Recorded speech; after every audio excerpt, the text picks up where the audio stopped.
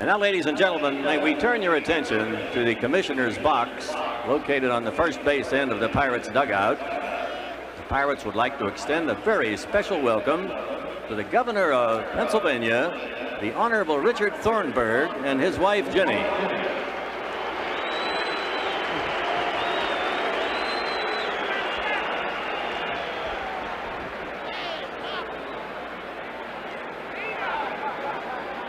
Governor Thornburg will present the baseball with a ceremonial first pitch to the wife of the late great Pirates manager Denny Murtaugh, Mrs. Katie Murtaugh.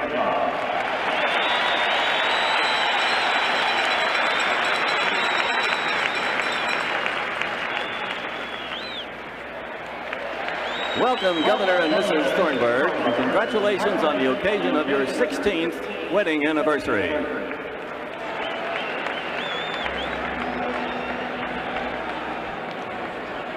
So that's a nice touch. Danny Murtaugh guided the Pirates in 71. As you look at the Pirate lineup tonight, Omar Moreno in center. We mentioned at the top, 1 for 10. Tim Foley, Dave Parker, Bill Robinson back in the cleanup spot, as was the case against Flanagan the other night. Stargell, Madlock, Nicosia, Garner, and Candelaria as the Pirates take the field.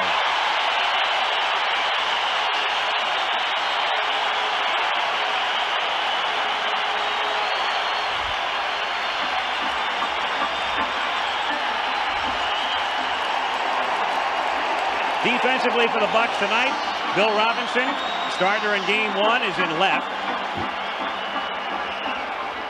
Omar Moreno in center field. Covers a lot of ground, of course, with great speed.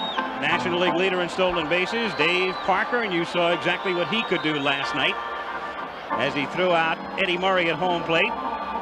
It was no contest. Bill Madlock, who when he was with the Giants earlier this season was at second base. As soon as he was traded over to the Bucs, they put him at third, and he's been there since the deal was consummated. Tim Foley, over of course from the Mets in the Frank Taveras deal, cementing the infield. Phil Garner is at second base for the Bucs, and of course at first, Willie Stargell getting the start back of the plate again with the left-hander McGregor going. Chuck Tanner goes to his right-hand hitting catcher, Steve Nicosia. And on the mound for Pittsburgh, the man they called the Candy Man, John Candelaria. Well, now looking at John Candelaria, there you see his numbers. He won 14, he lost 9. Candelaria, good fastball, good curveball, a good competitor. And as I said before, they're going to be keeping an eye on Candelaria. He is the winningest pitcher in wins on the Pittsburgh staff. But he's had that bad back. He's had the pulled rib cage. There you see the Oriole lineup. And it's a different lineup tonight for Earl Weaver, with Belanger having started twice, Garcia, and then Benny Ayala will make his first appearance in the series. Singleton, Murray, the sensei batting 5th. Gary Renicky getting the start in center field tonight, with Rich Dower getting his first start at second base. We've seen Billy Smith for games 1 and 2. Rick Dempsey back of the plate, and Scott McGregor on the mound. We had a lot of rain in Pittsburgh this morning. Howard mentioning it was pouring, and it poured up until about 12:30, so they've had 8 hours to squeegee off the field to try to get it as dry as possible. But one thing, Don, even on a very dry day, even when it hasn't rained in Pittsburgh for 10 days or 2 weeks, it's still probably the fastest surface in the National League. It is just that, and as you see the two-tone green, and that is out in excuse me, the center part of the field, it's still a little wet out there. As we watch batting practice, you could see the ball going through, and all of a sudden you'd see that little trail of water trailing the ground balls. It's still going to be a little touchy out there. There's the umpires. Russ Getz of the American League behind the plate, Terry Tata of the National League at first, and so on around. But it's going to be interesting to watch this game, these next 3 games here at Three Rivers Stadium. As I said, it's a different ball game on this artificial surface, and anything can happen. And one of the big things, you've got to watch this speed, and if you're looking at the 2 clubs, you've got to give that edge, Howard, to the Pittsburgh Pirates. Well, maybe so. I'm not so sure. They're going to have to prove it on the field. One other thing, there's a stiff wind. And later, when our director, Chet Forty, shows you the flag, you'll see that wind, and there are swirling wind currents in this enclosed stadium. So here we go. Candelaria's first pitch is in for a strike to Kiko Garcia. Garcia making his first start. Mark Belanger, the starter in games 1 and 2, though Garcia did see a lot of activity during the regular season. Hit .247. Hit fair by Stargell and down the right field line and into the corner as Dave Parker comes up with it in the corner, and Garcia has a double. Now there was a classic example of that ball skidding and not on the base hit. It was the throw by Parker that got by Garner that was backed up by Foley. And Garner, as soon as that ball went by him, he turned around very quickly and he took a double take at that turf out there right behind where he would normally play. It's wet, as we said before, and you still got to take that into consideration. You're dealing with a lot of professionals here. You can talk all you want about apparent confidence and outspokenness, and we're going to kill them and all of that. But if the Birds should get a few runs in the first inning, suddenly you will see different attitudes appearing. Well, that's why they're both here, Howard. They're both, exactly. They both are professional teams. There's a lot of truly great professionals on both clubs. Benny Ayala, the batter, making his first ever World Series appearance. Ayala getting the start in left field tonight. Takes up and away, ball 1. Ayala right now is going to be trying to do one thing, or he should be, and that's be trying to move that ball to the right side. He's got to try and advance Garcia to third. A half swing, and it's in for a strike, and the count is 1-1. He is a former Met. He is, in point of fact, a most pitchable hitter. His one hitting strength is on the fastball, a little bit inside. At least the scouts say so. Benny signed by the Mets in '71 and spent part of the 1974 and '76 seasons with them. 2-1 the count. That little movement right there by Nicosia, that was just a reminder to Candelaria saying, come on, get that hand up, get on top of the ball, don't be dragging that elbow in and slinging that ball up here.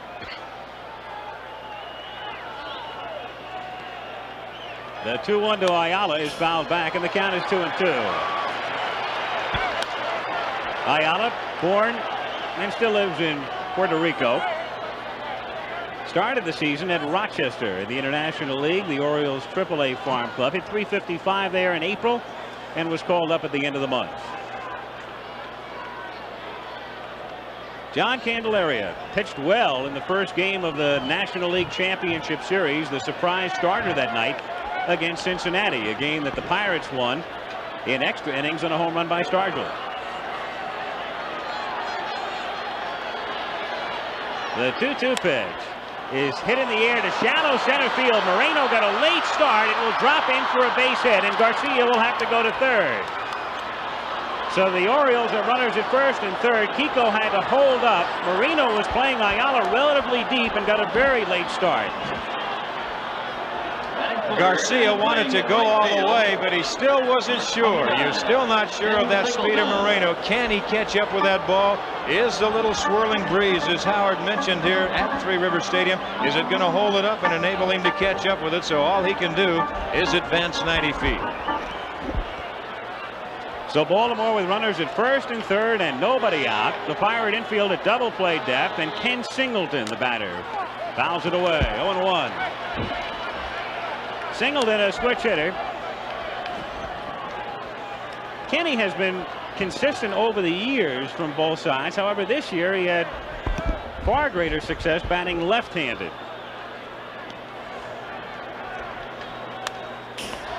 0-2 the count. Singleton, whether he's batting right-handed or left-handed, that pitch right there, you can be asking for trouble when you get that fastball up and over the plate. Singleton's a very upset young man, in point of fact, with the bases filled in the bottom half of the 7th last night. Earl Weaver said to me, you talk to Kenny, he'll tell you the truth. He was over-eager as much as he's been around, and swung at a bad third strike and a bad ball for a first strike. And there he just struck out again. So Ken Singleton down on strikes. Candelaria gets a big out. Here it is again. That was just a pitch right up over the plate, a breaking pitch, and Singleton actually just swinging through it. You could see that head fly out. Eddie Murray comes up. Murray is 4 for 5 in the 2 games. Home run last night. Hit .295 during the regular season. And the great controversy over his cutting off of Singleton's throw in the top of the 9th last night. Eddie has remained substantially aloof from the media people. He feels he did the right thing. He stands on. High for a ball and the count 1-0. Yeah, I agree with him, Howard. As you look at Garcia at third and Ayala at first, I just don't think that ball would have got out. I think it would have been up the line just a little bit as you watch Chuck Tanner face that Pittsburgh dugout. I'm not sure I agree with you. Well, that's what makes it a great game, doesn't it? Singleton's throw, it really didn't look like it had that much on it last night. I agree. I think Murray made the right decision.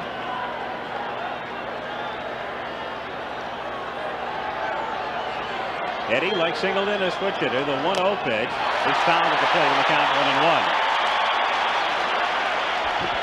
1-1. What a lift this would give Candelaria, having struck out Singleton. If he can get by the hottest hitter thus far in the World Series, going at an 800 pace with the 4 or 5 that Al mentioned, this would give Candelaria and the Pirates team a whole additional lift after last night. A liner to Garner at second, throws to first, not in time there, but they get the second out. So Candelaria has struck out Singleton, gotten Murray to line to Garner. Runner still at first and third, 2 down. This ball was hit hard, but Ayala really wasn't that far off of the bag at first. He saw the play right in front of him, and he got back just in, I'll say this, just in time. But he's there. Good call. But the Candyman's on the verge as DeCinces smiles going up there, because now it'll take a base hit to score a run. Doug DeCinces, 1 for 7. The 1, a home run, his first trip to the plate in game 1. Takes a strike.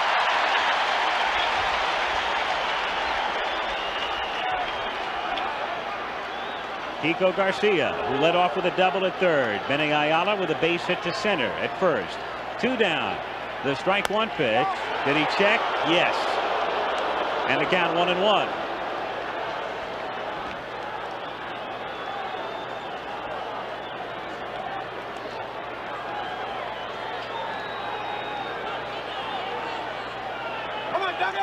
Earl Weaver.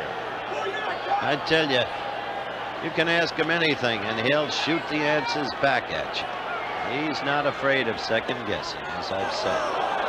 2-1. That's exactly what he did last night, right after the game. The first question, why didn't Lowenstein bunt? Earl said, that's our style of play.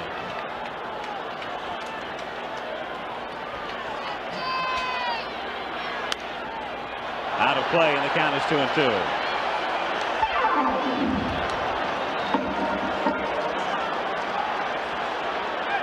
Two on, 2 out in the top of the first inning.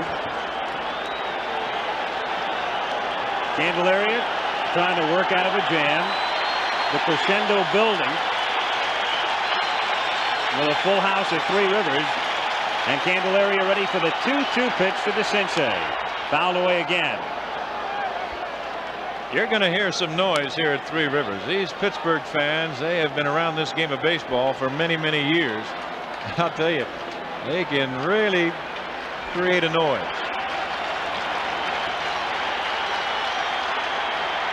Time called by the home plate umpire, Russ Getz. The morning snow had the local radio stations playing Jingle Bells.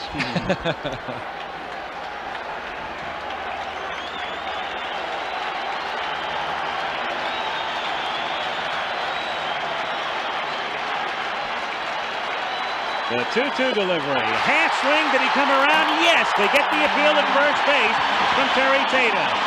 So the Orioles have runners at first and third and squander the opportunity. Well, he went around, and it was a good call by Tatum because you could see the bat come all the way around. So after a half inning, it's Baltimore nothing. And the Pittsburgh Pirates coming up.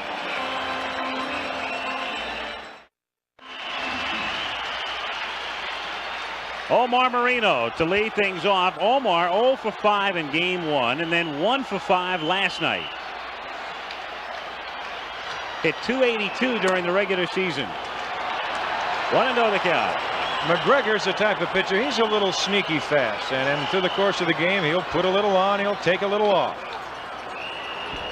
Got a good breaking pitch, and he's got an excellent move to first base.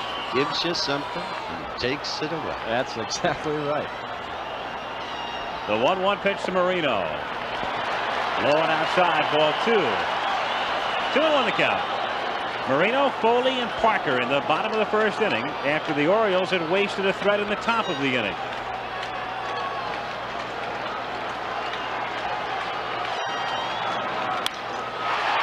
Hit into right center for a base hit. Moreno will take the turn and go to second. And is in there easily. Renicky was very deep and had to go to the alley to cut it off. So Moreno with a double. Well, there's that artificial turf. That ball just a line drive over the second baseman Rich Dower's head as we take another peek at it as McGregor gets the ball over the plate. Good pitch for Moreno to hit. That ball is out, and now it goes up the alley. And what you've got to do here, you'll find the outfielders, they have to round the ball off. It is very tough at times for an outfielder to cut across and really cut it off. You've got to have exceptional speed. I'll tell you, flatly, Weaver is taking a risk playing Renicky in center field. He does not have the great speed of Bunbury. Exactly. Tim Foley, 2 for 9. The type of situation in which he normally excels at advancing the runner. There's another thing. Balk is called on Balk call. He started and stopped. And it was the first baseman, Tata, that caught it. He actually started his hands and stopped and looked for another sign. He brought his hands out and then stopped. But right there, it was the eyes of the first base umpire, Terry Tata, that caught him. And Earl Weaver's going to go out and he wants to check with him very quickly. But almost invariably, and we stressed it last night, when you fail to capitalize on a big opportunity, the other team immediately comes through on its own. And this is working in process right now. Watch him here, Barry. There he goes. There he started. Just prior to that, he started and stopped.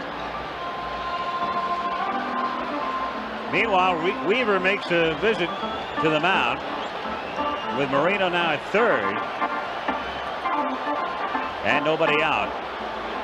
McGregor, as you can see, pitched very well his last several times out as we once again look at the balk. There he goes, right there. There it is. That's how he got caught. Exactly. It's a movement of his left hand. He just started his hand in a little bit, and then he just stopped again to double check the sign. And now Weaver, after talking to his pitcher, Scott McGregor, naturally he's going to go to his defense, and he's going to go back over to the first base umpire, Tata, and he's going to tell him exactly what he thinks. Home plate umpire from the American League, that is Russ Getz. He's down there. He has heard the verbal barrage of Earl Weaver many times throughout his career. And it was the first base umpire that called it. He was standing there looking right at it. Earl, of course, knows he's not going to get them to change anything. What he wants to do is establish position. See that he doesn't get an adverse call again. Remember, it's a National League umpire who made that call. And he's making his point again. Tata, as he pointed and he turned away, and Tata said, no, wait a minute, that's exactly the way I call it. And Earl says, I don't care what you call, I'm going with my man.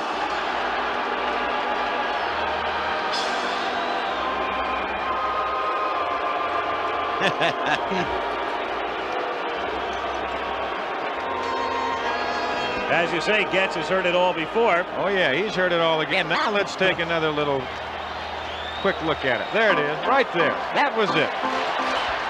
Well, I'll tell you, you had to be looking for it, too. Look at it again. Right there. Could be tough. I mean, right there, whether he was reaching in his glove or not, I don't know. But he might have had a muscle twitch, but that did it. Tim Foley takes up and away, ball 1. 1-0 the count.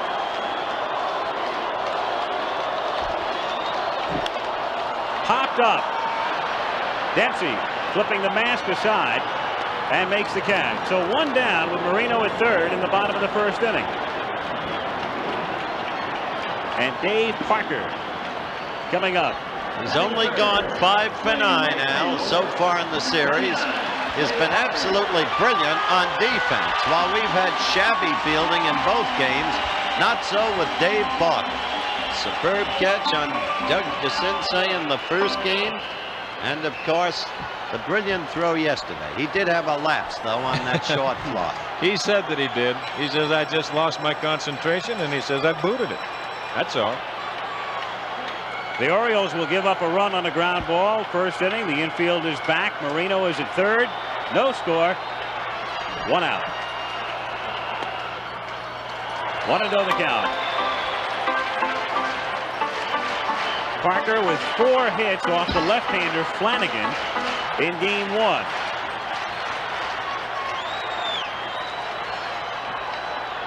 Outfield is deep and straight away.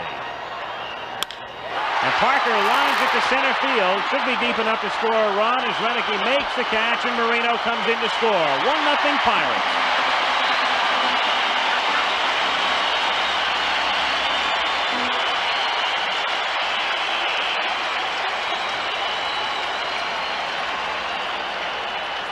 Now he stung this ball. He got it all. And Baltimore can be just lucky that he didn't get it up. He got it out on the end of the bat a little bit, but he hit that ball hard to Renicky. So the Pirates with 2 down, bases empty, and Bill Robinson the batter. Robinson a starter Wednesday in the first game against Flanagan. Takes a strike. Point is, the Bucks capitalized, the Birds didn't. Exactly. 1-0 Pittsburgh in the bottom of the first inning. Bounced foul, and the count is 0-2 on Robinson. Bill, despite being platoon this season, 24 home runs, 75 runs batted in. So Robinson is gone, and so are the Pirates in the bottom of the first, but they pick up a run, a hit. And at the end of 1, it's Pittsburgh 1, Baltimore nothing. Second inning at Three River Stadium in Pittsburgh. John Candelario working out of trouble after the Orioles had runners at first and third. Harvey Haddix, the pitching coach of the Pirates. Howard Cosell spoke with him before the game. Harvey, tell me about Candelario, what he throws and how his mental attitude is. Well, Candy is a fastball pitcher primarily, but he also has a good curveball. He can spot his pitches. He changes speeds on his pitches. He's as good a pitcher as we've got when he's healthy, and he says he's ready to go. Is he healthy in your opinion? When he says he's healthy, we go with him. We don't question anymore. And Candelario said he was healthy enough to pitch in game 1 of the playoffs. A lot of folks were skeptical about that, but Candy was right. Went 7 innings against the Reds, kept the Pirates in the game, and they won it on Stargell's homer. 1-0 Pittsburgh, second inning. Gary Renicky, Rich Dower, and Rick Dempsey. Renicky getting his first start. Renicky wearing the half face mask. He was hit by a pitch the second day of the season. Hits it to left field, into the corner, hooking and going foul. That's the very spot at Memorial Stadium where Kurt Blefary made an absolutely sensational catch against you guys in '66, remember? I sure do. You know, Renicky, he'll hit home runs right down that line, and when he hits them, he had a good year for Earl Weaver. He hit 25 home runs. He'll hit them in bunches. Grounded down to Foley. 1 away. The reason Weaver is playing Renicky, of course, last night he said, look, what we really need is Dr. Longball. So Renicky is risked in center. He is a good defensive outfielder, don't misunderstand, but he is not the center fielder that Bunbury is. Rich Dower at second base tonight after Weaver had gone with Billy Smith in games 1 and 2. Grounded toward the middle, but Foley gets there and gets him. 2 down.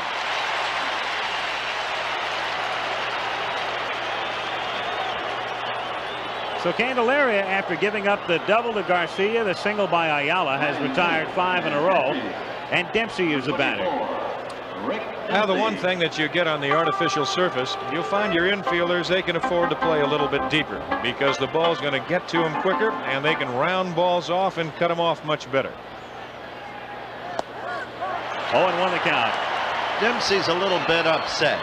He feels the manager showed a lack of faith in him as a hitter when he did not order Lowenstein to bunt. Billy Smith then would have been walked, and that would have brought up Dempsey. Beautiful pitch. 0-2 the count on Dempsey with 2 out. Bases empty in the second inning. That was going back to last night, of course. A key situation in that game. In the bottom of the 8th. Look at that crowd. Beautiful ballpark. Located near downtown, the confluence of the Allegheny, Monongahela, and Ohio rivers. Three River Stadium. The 0-2 pitch just missing, and the count 1-2. You also got a quick glimpse of the family. The words inscribed on top of the Bucks dugout. Sister Sledge.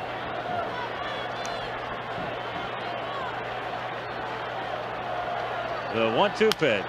Bouncer to short, and the whole inning belongs to Tim Foley. So the Orioles are gone in order. Candelaria has set down 6 straight in the middle of the second inning. It's the Pirates 1 and the Orioles nothing. Bottom of the second inning, Scott McGregor working for the Orioles tonight. Earlier, Howard had a chat with his battery mate, Rick Dempsey. Tell me about Scott McGregor. Scotty likes to move the ball around. He's really become a major league pitcher over the last year. He changes speeds. He's got a good sinker. He's not overpowering, but he keeps the ball down. He reminds me of the Mickey Lolich of the Tigers from days past. Sinker is perhaps his best pitch, isn't it? Definitely his best pitch. You know, he's got a real good one. It sinks a lot when it's working. He's got a great off-speed pitch. He's got a good curveball, and he can throw the ball hard in on your hands when he wants to. Dempsey discussing McGregor, likening him to Mickey Lolich in Lolich's prime at Detroit. As Stargell hits a 1-1 pitch by a diving Dower out into right center field for a base hit. So here in the second inning, as was the case in the first, the Pirates get the leadoff man on. Stargell with a single to right center. Now Dower gives it A for effort. He went over. That ball was hit hard by Stargell, but that just got on that carpet and it got by him in a hurry. And then after that, see the water skip up, and after that you could see the water trail the ball all the way out to Renicky. Stargell at first and nobody out, and Bill Madlock the batter. Madlock hitting .298 this season. Hits it foul outside third. He hit .298 combined with the Giants and the Pirates, but of course the big story was what Madlock did for the Bucks after coming over in the deal. You see those stats? They were 37 and 34 before Matlock. I cited them last night. And 61 and 30 after Matlock. Oh, and you think of the youth of Bill Madlock and the kind of player he is and his past history of twice winning the National League batting championship. Boy, that has got to be just what the doctor ordered when you can pick somebody up like that.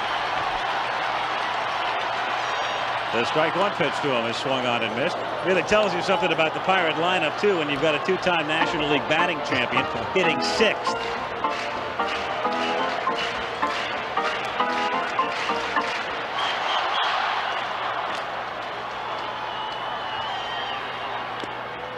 Just got a piece of it, and Dempsey can't hold on. So the count remains no balls and 2 strikes on Madlock.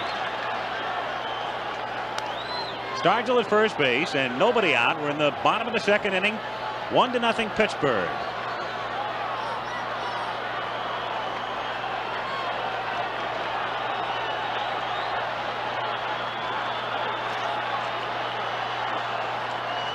The strike 2 pitch is inside. That's the pitch that Rick Dempsey described, Al. How he suddenly becomes fast on the inside and can fool you. Interesting the way Dempsey likened him to Lolich. So many folks in Baltimore, though, liken him to Dave McNally. Got him looking. Madlock was fooled, and down he goes. He wasn't looking for that pitch, that's for sure. Well, Lolich owned the 1968 series. Look at this again now. It's a breaking pitch, and Madlock, I think, just caught looking. He won't take too many of those. I hope not. For his sake. Steve Nicosia, the rookie catcher, who platoons with Ed Ott. Ott plays against the right-handers. Nicosia was in the lineup against Flanagan on Wednesday. Went 0 for 4 in game 1. 0-1 the count. Now, little by little, McGregor is going more to his fastball. You notice? He has not thrown that many breaking pitches at all, and he has not showed him the off-speed breaking pitch yet.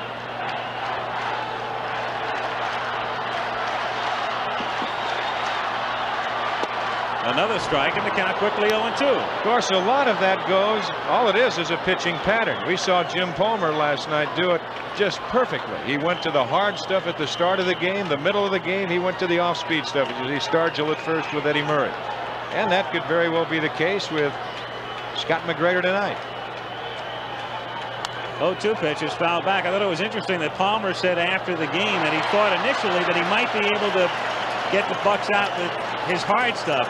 And he said, I think I might have learned a lesson. They're not going to see as many fastballs the next time around. That's exactly what he did say, and he is exactly right. McGregor describes himself as a pitcher with on-the-spot adjustment. And he seems to be doing that right here. Bounce toward the hole and through by a diving Garcia for a base hit. Stargell pulls in at second, so the Pirates have runners at first and second with 1 out in the second inning. They have the look of a hot club, the Bucks. They really do. And that was a big game last night for him. As you look, a great effort again by the shortstop Kiko Garcia, but just out of his reach. You see the water squirting up. Well, that was a seeing eye grounder, and on natural turf would probably have been a double play ball. Very true, very true. But as I said at the top of the show, Pittsburgh feels very fortunate that they come out of there with a split. And Baltimore, I'm not too happy that they think they should have been here 2-0. Garner swings and misses. 0-1. Don't overlook this guy for the whole sweep of the series. He's 4 out of 6 already. Started out as a goat with a first inning error in the first game that set up the 5-run inning for the Birds. Since then, he's been what he's been all year, Mr. Michaels. Outstanding. Bert Blyleven, the man who held together yesterday, Don. He pitched a good ball game yesterday. He kept the Pirates right there with him. Of course, he came out in the tie ball game, but he pitched well. No balls and 2 strikes the count with Stargell at second and Nicosia at first. 1 out, bottom of the second inning, 1-0 Pittsburgh. Garner, as Howard said, the error in the first inning of game 1 that led to the 5-run uprising. And then before the night was done, he picked up 3 hits. Coming up, of course, game 4 tomorrow at 12:30 Eastern, game 5 Sunday at 4 o'clock. Fouled away again, 0-2. Garner right on that breaking pitch. He just did miss it. Just waiting to see exactly when McGregor might change his pattern just a little bit and go to that off-speed curveball, because he's got a good one. He's got a variety of pitches, as we said before, and he just mixes up his speed. 0-2 the count.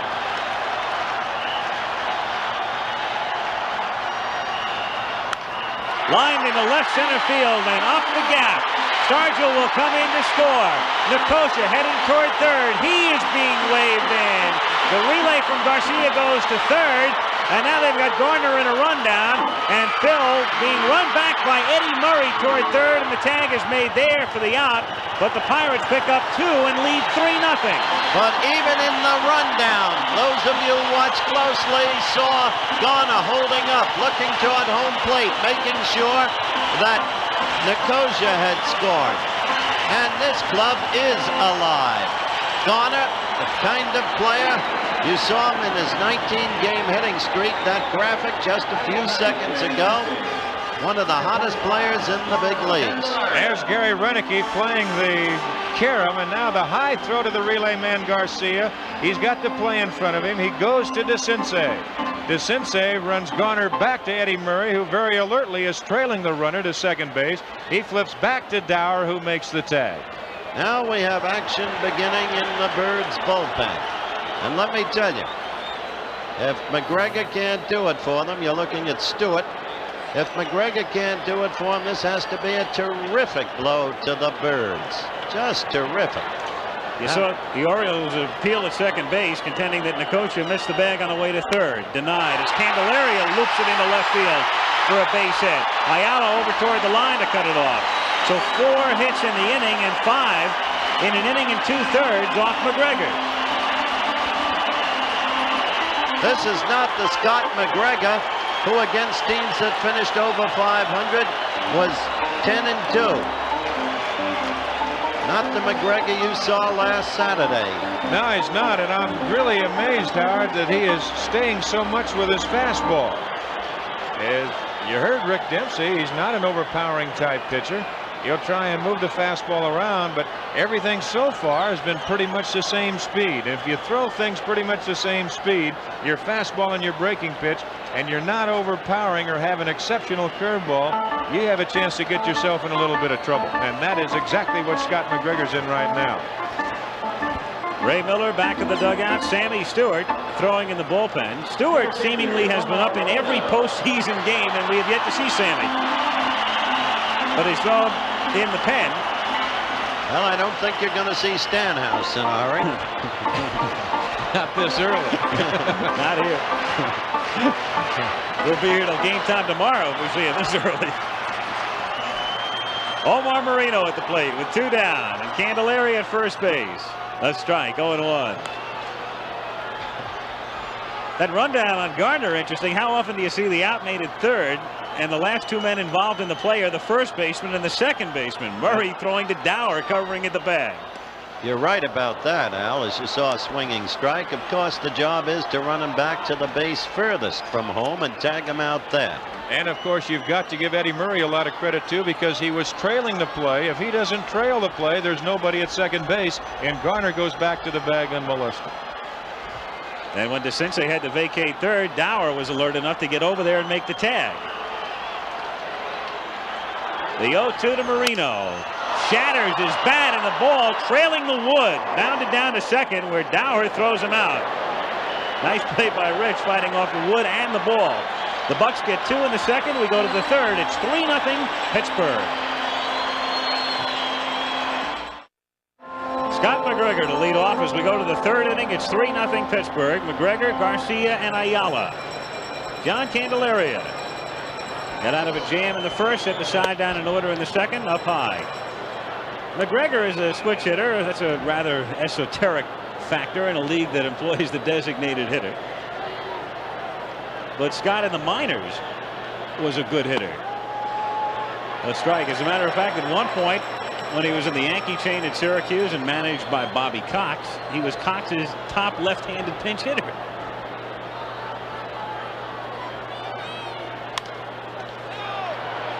Fouled off to the right and back out of play, and the count 1 ball and 2 strikes.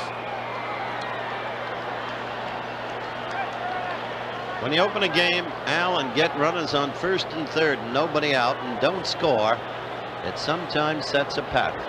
Well, you can get down, I'll say that, but you've got to kick yourself and you got to get back up because you got 8 more whacks at it. Well, they've only got 7 because we're in the top of the third. 2-2 the count. There again you see Nicosia reminding Candelaria. He'll even remind him while in his warm-ups. Stay on top of that curveball. Don't get lazy out to the side. He reaches out and hits it into the right field corner and just foul. So the count stays 2 balls and 2 strikes on McGregor. Bobby Haddock's talked about the Candyman's fastball. I haven't seen him use it that much tonight. Have you? He's not throwing really that hard. He's only thrown 1 pitch over 90 miles per hour tonight. Popped up. Stargell coming over toward the dugout, has a play and makes the catch. So 1 down, 7 straight set down by Candelaria. As you look at Jim Palmer, last night's starting pitcher. And the Birds probably coming back with Jim. You would figure maybe in game 6, if there is game 6. I don't know, but he's got to have a career in Hollywood. Just get rid of the bubble gum and pose. 1 down, Kiko Garcia doubled into the right field corner in the first inning. Kiko will be 26 on Sunday, takes up and away, ball 1. 1-0 the count. Pittsburgh 3, Baltimore nothing, with 1 out, bases empty in the top of the 3rd. 2-0 the count. There again, you could see that arm come under, and Nicosia is going to go out, I believe, and just tell him again instead of reminding him visually. There's the scoring summary that we have so far in the ball game. The balk, a controversial call. There's the hero last night, Manny Sanguin.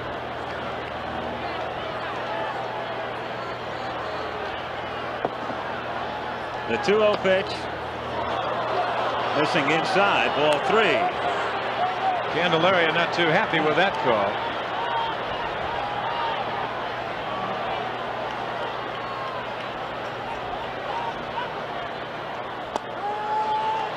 Three and 1. Now Baltimore just has to get some base runners. They've got to try and peck away. They're not really the type of club that can really play hardball with you. 3-2 the count.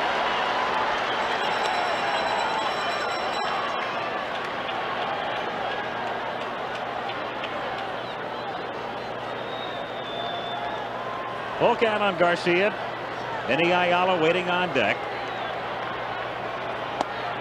And he loses him. So Candelaria issues his first walk. Tell you one thing that's absolutely clear in this series already. How the absence of the designated hitter rule has a really devastating effect on the Birds. This is a game where you could be sure a fellow named Lee May would be in there. We were talking about that prior to the series, Howard. If you recall, we were talking about it last night after the game back at the hotel.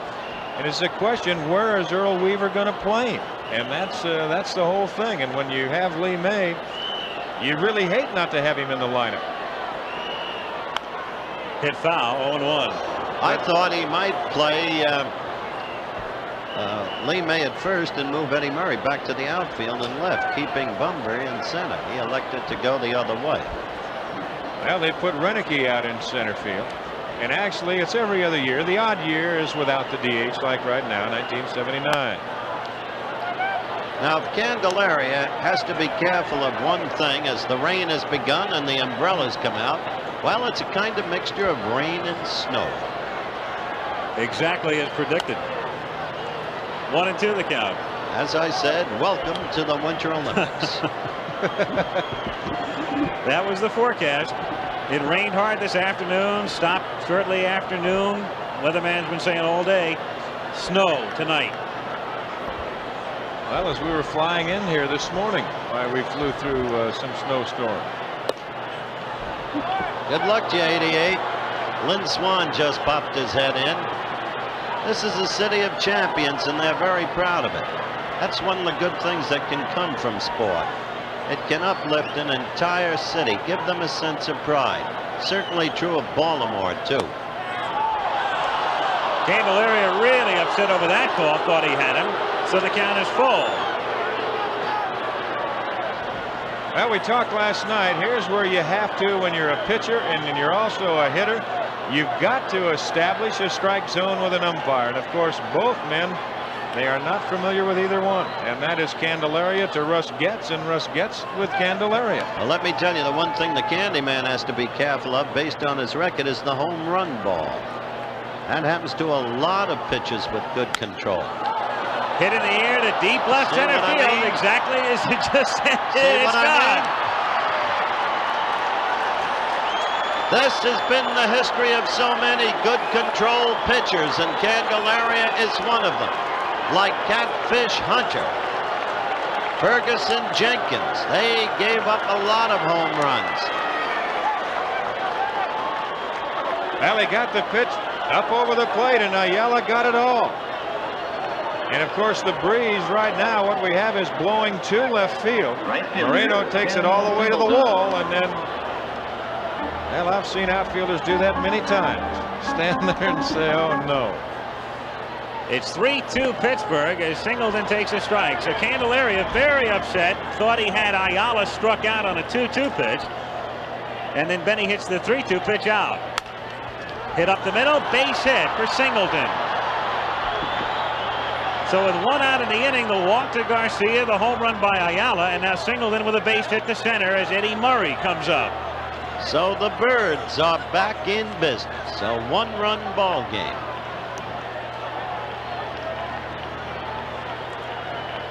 First baseman Eddie Murray. Eddie Murray, 0 for 1, lined out in the first inning.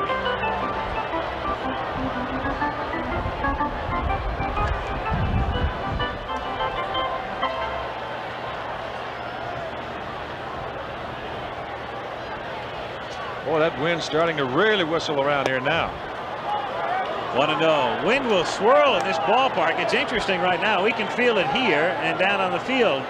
You can see a couple of papers blowing around, but the flag is totally limp because it's elevated and protected by the stands. 1-1 the count.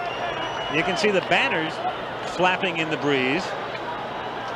There's an opening there in the mezzanine area, and the wind comes in, and there's the flag, which is protected by the upper deck. Don't let that deceive you. Look at that mixture of rain and snow, Al.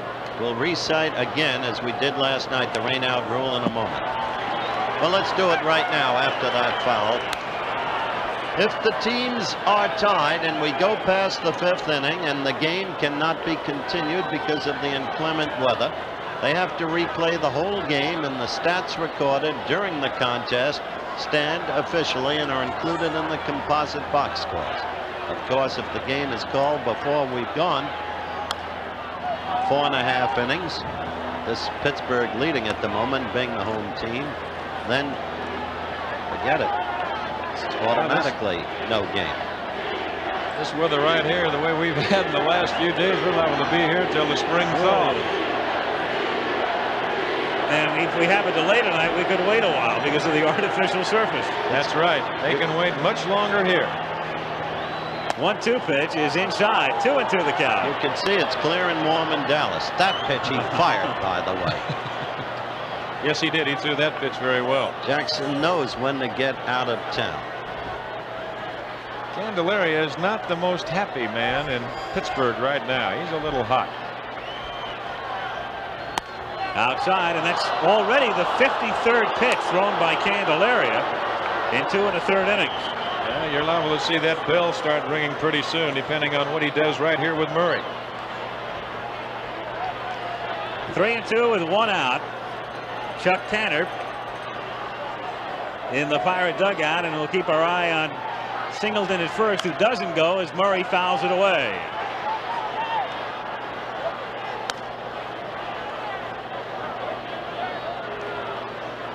The Pirates with a run in the first and then 2 in the second, and the Orioles have come back with 2 here in the third on the home run by Ayala. 1 away, Singleton at first, and the 3-2 pitch to Murray is inside, ball 4. The second walk given up by Candelaria. So Chuck Tanner, no doubt now will get somebody up, and you can see Harvey Haddix on the phone to the bullpen. And that's where it rings, and all of a sudden they stir around, they take the tarp off in the Pirate bullpen, and they will get some quick action.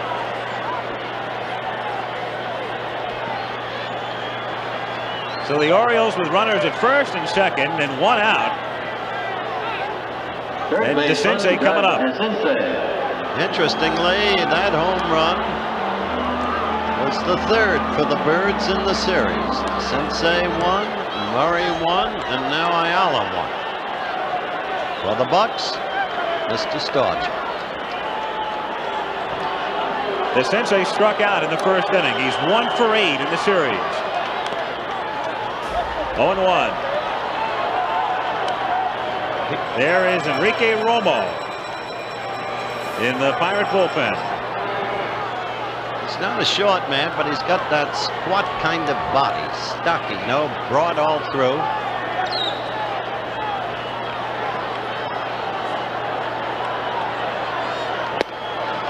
Oh, and 2 the count. Rain coming down harder right now and starting to blow in sheets of rain around. You see Chuck Tanner kind of looking up.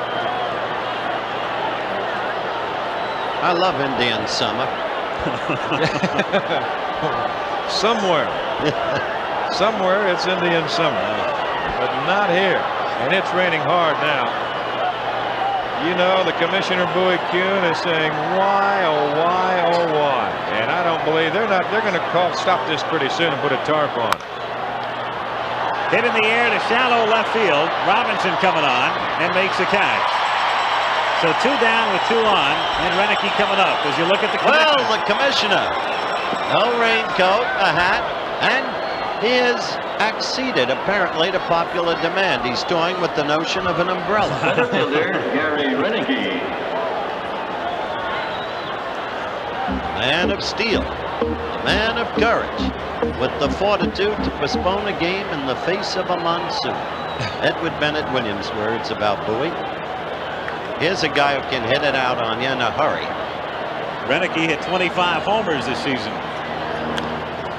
0-1 the count. You know, you said earlier this Baltimore team, Don, isn't the kind to, well, the raincoat now goes on.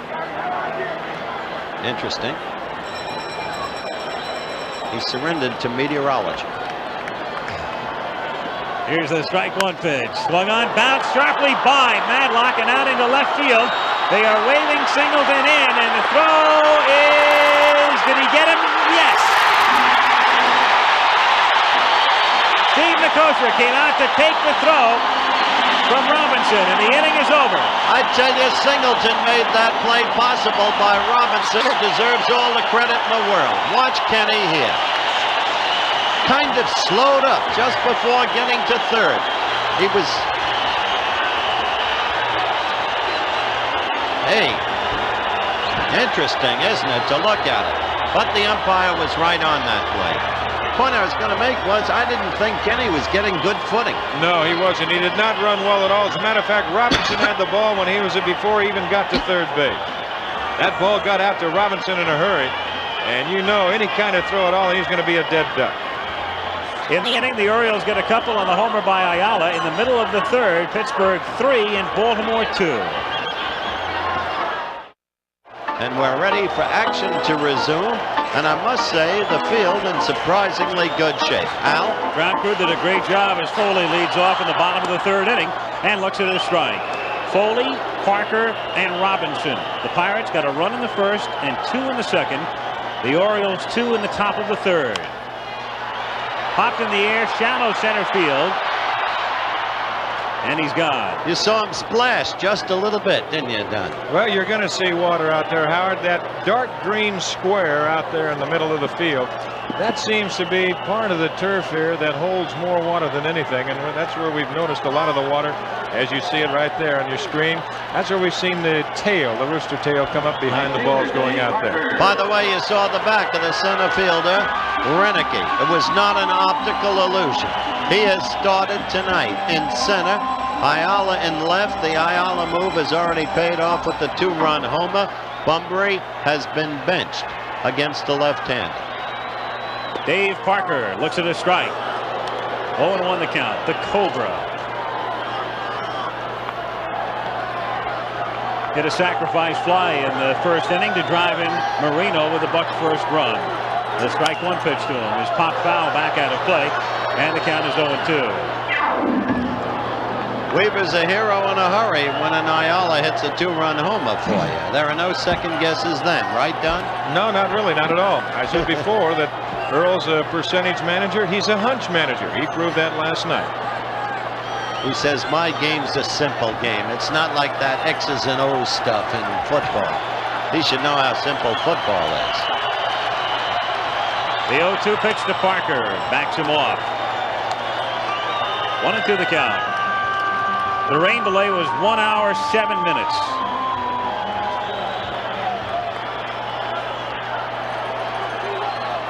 The 1-2 pitch. Did he check in time? They appeal. Strike 3. Dave Called out by Runge. You can see from his reaction, he absolutely knew it. And Howard, you're perfectly right, because he did go around. He tried to hold up, but he just could not. And the appeal play. Look at that. That's right. But Dave walked right across the plate, ready to leave. He knew it. Bill Robinson struck out in the first inning. McGregor has struck out 3. Turned it over, 0-1. McGregor is liable to come back the way that his ball will tail and the way it will sink. He might have a little better fastball right now. 0-2 the count. When I say better, I don't mean velocity-wise, but movement-wise. I understand. Furthermore, he has had a chance to talk at length with Earl Weaver, whom you can be sure dissected what he was doing wrong. Line to left field. Ayala's there, having trouble with it, and has to short hop it. It's a base hit. There's no question he misplayed the ball. He should have had it. He had plenty of time to come in that one step on it. He misjudged it. Well, Earl Weaver looking out there, and he said, well, now what are you going to do? I know he's not my best outfielder, but this is what you call circling a ball. And that's exactly what he did.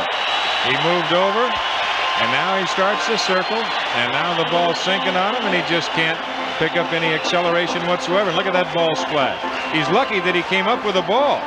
That ball could have skidded on him, and that's what you're going to see a little bit now that this field is wetter than what it was when we started the game. Stargell, the batter.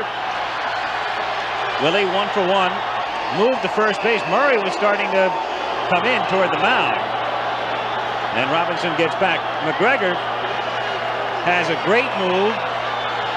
It's very difficult to get a jump on him. Robinson with a short lead, and Stargell hits it foul into the seats back at first. 0-1. Again, that low ball to Stargell. You can invite disaster with that. We've told you how he golfs them out of sight.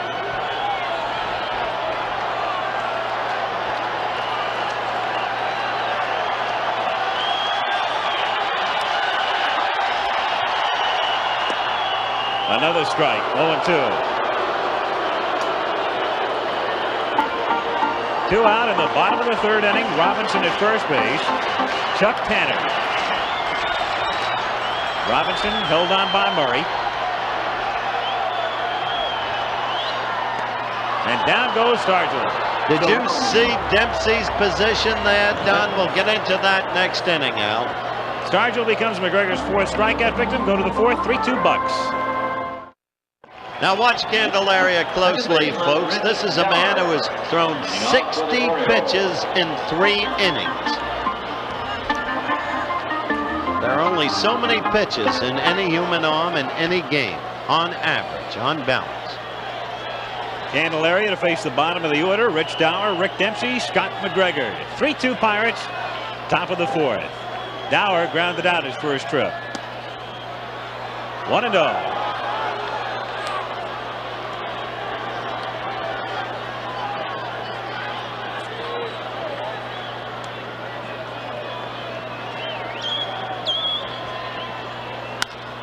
Hit into left center field. That's a base hit and maybe more. Moreno over to try to cut it off and can't. Robinson plays it on the track. And Dower moves in at second with a double. Well, that's what I talked about. Watch that ball scoot on that wet turf. Now that ball, if that turf is dry, that ball might bounce up a little bit. Moreno's able to get a glove on it and hold it to a long single. Now you know, as you look at it again, why Dower was openly miffed that he hadn't been used in the first 2 games. He's in there now against a left-hander, but he had been hitting right-handers better and better during the course of the season, the best in the league, like Nolan Ryan. And he felt he was being not only overlooked, but in a sense, shown a lack of respect for his talent. Dempsey fouls it away, and the count is 0-1. Now Dempsey's in the same position right here, the leadoff double, trying to get Dower to third if he can.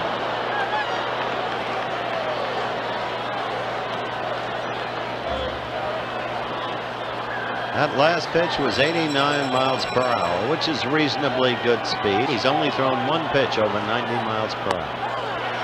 That was a beauty, that curve. Brought it from the outside in. No balls and 2 strikes, the count on Dempsey. The pitcher, McGregor, next. Now at second. Got Rick in the hole.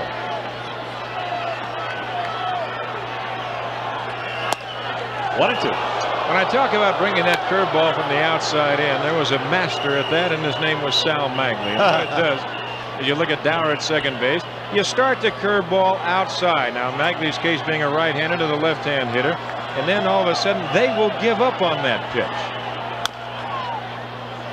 And you just kind of nip that outside corner. But if you've got control and you know what you're doing with that ball with good command, boy, that's a great pitch. You know what interests me, Don? His job, as you said, to advance that runner. One of the key subtle skills of the game.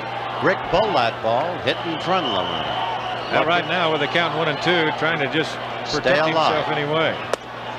And Candelaria works him inside, up and in. And the count 2 balls and 2 strikes on Dempsey. Now he's thrown 67 pitches.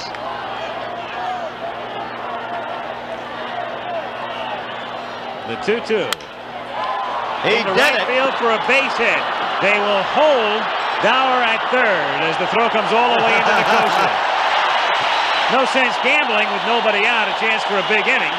So Cal Ripken had the stop sign out for Dower. Well, Dower didn't break real quick anyway because he had to make sure that that ball was not that close to Garner. See Dempsey taking that ball well to the right side. And they also have already been stung by the arm of That's Parker. the point. That was last night. They've been stung tonight by the arm of Robinson throwing out Singleton, and that ended the third. And as you said, there's no need taking a chance now. Nobody out, and Chuck Tanner just wants to have a little conversation. It's the second time in the game because the Birds opened with a double and a single and men on first and third in the first inning. Romo is warming up rapidly in the Bucks bullpen, and the Birds failed to capitalize, which could still be a key element in this game. Now in the same situation, they know they must capitalize, but they've got the pitcher up. Going to be interesting to see how Earl Weaver will play this. You've got runners at first and third. You've got Madlock in at third inside the bag. Stargell holding the runner at first. Will they let him hit away, or maybe they might sacrifice? Scott McGregor takes inside, ball 1. And right there, he was going to be hitting away all the time. Sacrificing, you just give up and out, but you put 2 men in scoring position.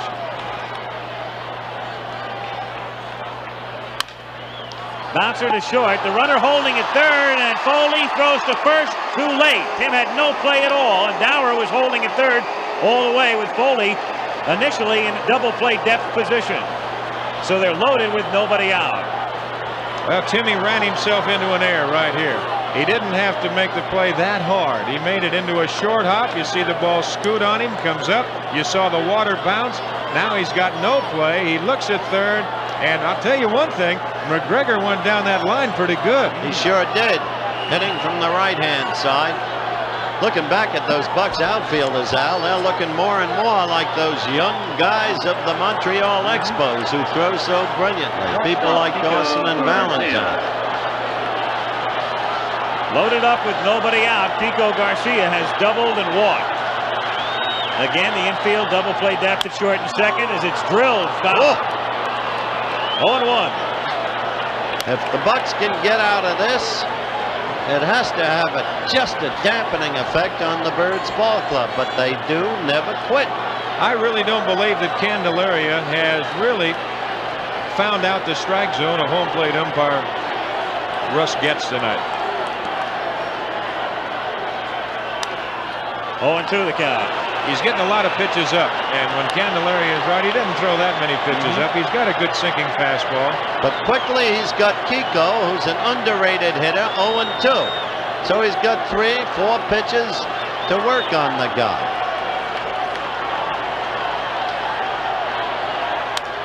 Fouled away again. You can see by the glove movement of Nicosia, there's a man sitting back like he's ahead 18-2. Earl Weaver. Not really. He's thinking of last night. That's you what can he's see thinking of. Nicosia keeps having that glove thing. Get it down, get it down, get it down. And all he's trying to do is remind Candelaria to remember to try and keep the ball down.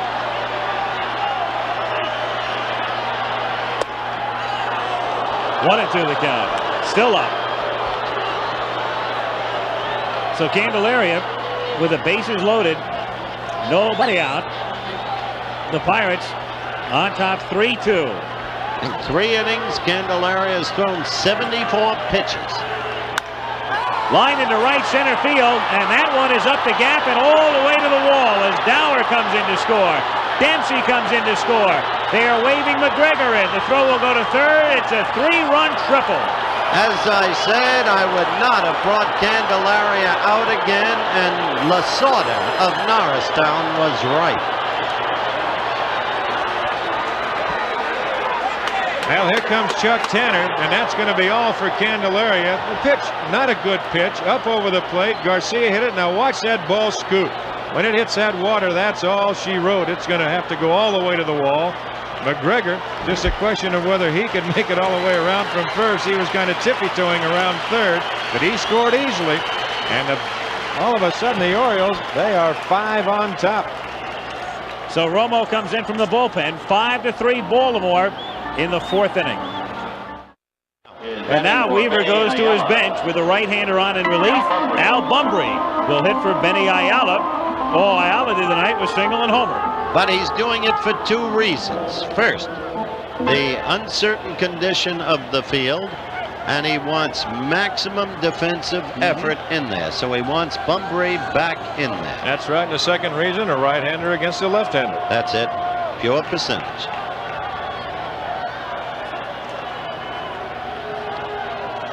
Nobody out. Garcia at third. Then look out. Al Bumbry hit by the first pitch from Enrique Romo. That hurt.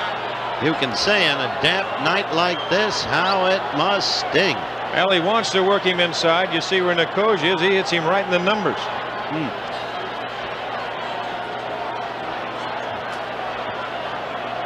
Ralph Talbot, the trainer, along with Weaver, checking on Bumbry. The Pirates picked up a run in the 1st inning when Omar Moreno doubled, was blocked to third, and scored on a sacrifice fly by Dave Parker. Phil Garner drove in 2 in the bottom of the 2nd with a double to make it 3-0. But Benny Ayala hit a 2-run homer in the top of the 3rd to make it 3-2. Then we had a 1-hour, 7-minute rain delay.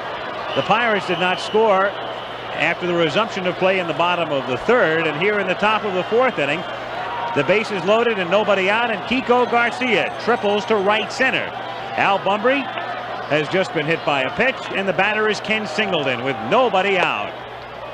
Singleton, a man who wants desperately to come through. He had that unfortunate strikeout by his own admission, going after bad pitches in the bottom of the 7th yesterday. Tonight he was thrown out at home, was not running well at all. On a single to left field, Bill Robinson threw him out. Ground ball by Garner and out into center field.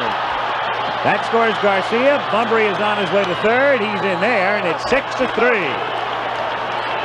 So Ken Singleton, after striking out with 2 on and nobody out in the 1st, picks up a base hit in the 3rd, and now a run-scoring single here in the 4th. Boy, that ball got through the infield in a hurry. Singleton hit it hard. That ball really scooting through that infield. You see Garner a good try, but no chance, and Bumbry going all the way. Look at that rooster tail coming behind that. That outfield's still plenty wet, guys. This is the first Pirate reliever, Enrique Romo, because we've talked unremittingly about the brilliance of the Pirate bullpen, who's given up a key hit and accordingly a run. Now Dave Roberts, a left-hander, throwing down in the bullpen right now. Eddie Murray at the plate. There's Roberts, acquired along with Madlock in the deal with San Francisco in June. Murray is lined out and walked. Cheens is hit in the air to right field toward the line. Parker circles underneath it and makes the catch, and they will hold Bumbry at third. They learned their lesson. I'll tell you, Romo was lucky on that. Murray just hit under it. That was a pitch he might very well have deposited in the seats, Don. He did. That's right. I already hit it. He got it out on the end of the bat a little bit, too. Give it a quarter of an inch. There it is again. You can take a look at it. Even Parker is human, by the way. He threw up the line on this one, but such is the respect for him now that they wouldn't chance sending the runner from third home. Bumber. That's the first down in the inning. Runners at first and third. Infield double play depth. 6-3 Baltimore. DeCinces has struck out and fly to left. He is 1 for 9 in the series. 0-1.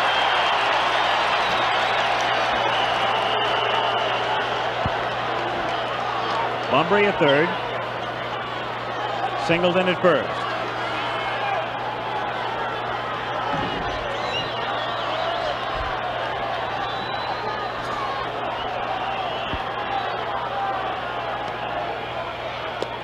Breaking pitch, and he lays off it.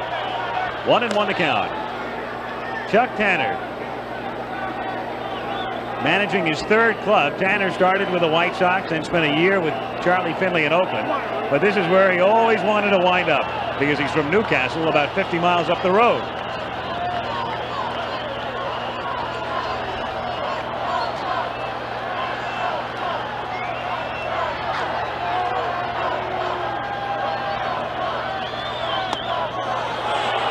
Two and one.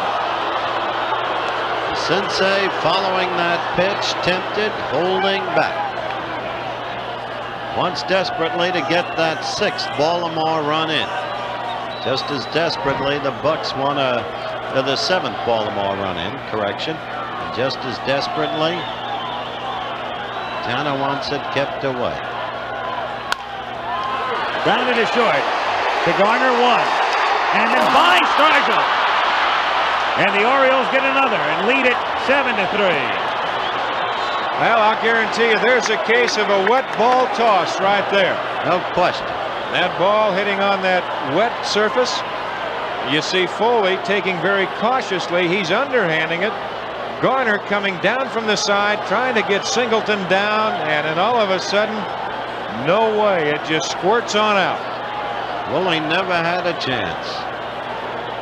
Center fielder, Gary Renicky. 7-3 Orioles with 2 down now. And Gary Renicky the batter. As the Orioles have hit around in the inning. Renicky the 9th man to come up. He's 1 for 2 tonight. Inside. Excuse me, Al. Renicky will move to left. Bunbury will go to center. And Weaver will now, with his present lead of 4 runs, have his best defensive outfield in there, Don. That's exactly right. He'll just pray for a little leather. Guarantee you, Earl Weaver would like to see every ball hit in the air from here on out. Because anything can happen with that ball hit on that wet carpet.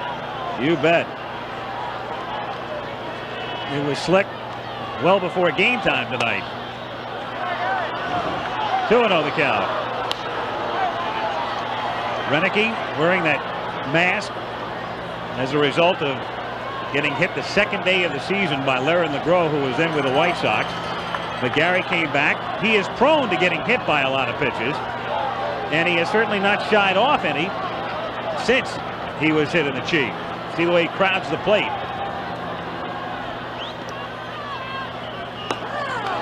Good one. Renicky, a little unusual bat style. You can see that hands way down. And Romo comes up and he makes a good pitch on him. And there's a case where Renicky had the count in his favor, 2 balls and no strikes. He's looking for a pitch in his location. If it's not, he's going to take it. 2-2. Renicky this season hit by pitches 12 times. Essentially the runner at first with 2 down. Only Chet Lemon of the White Sox was hit by pitches more than Renicky. Lemon got one 13 times.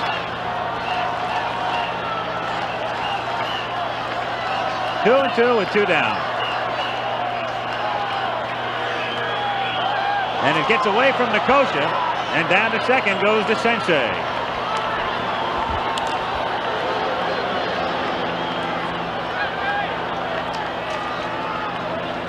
Only one run in this inning charged to Romo. Candelaria giving up 6 runs and 8 hits in 3+ innings. That scored as a wild pitch to move the Sensei along, and the count is now 3-2. Rich Dower is on deck. He's the man who got things started off Candelaria with a double.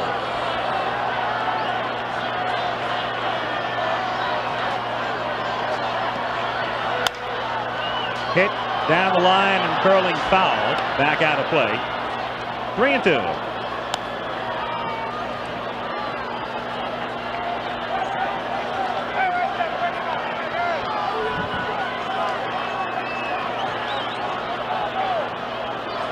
Every seat, of course, sold in Pittsburgh, and as we look around, not too many decided to go home. But some did. It's only fair to point it out. Up in the upper left field deck. Down goes Renicky. So the inning is over, but the Orioles sent 9 men to the plate, come up with 5 here in the 4th, and in the middle of the 4th, it is 7-3 Baltimore. This is not the old drivel. Stick with us. This is still a ball game. Because the latter statement is the absolute truth. The Bucks have proved it throughout the entire year. No team in the National League has had equivalent comeback capacity. Hit to right. Singleton is there. 1 down. This telecast presented by authority of Major League Baseball and is intended solely for the private, non-commercial use of our audience. Any publication, reproduction, retransmission, or other use of the pictures, descriptions, and accounts of this game without the express written consent of Major League Baseball is prohibited. Nicosia singled in the 2nd inning and came in to score on Garner's double. I must say, McGregor has looked like a different pitcher since the rain delay, Don. He really has, Howard. We pointed that out last inning. He's throwing well. Hit deep to right field, but Singleton has room. Kenny back near the edge of the track. 2 down. You have to wonder what Weaver told him during that rain delay. Well, he might have had a chance just to collect his own thoughts, too. Scott's been around. He's a fine young pitcher. Here's Phil Garner coming up, who's had a spotty series. He's hitting 5 out of 7, had a 2-run double. Yet he has made 2 critical errors. One in the inning that we just went through, and the Birds' turn at bat, and of course, crap iron Garner. It's a good sign. And of course, that key error in the 1st inning of the 1st game. Low for a ball. 1-0 the count.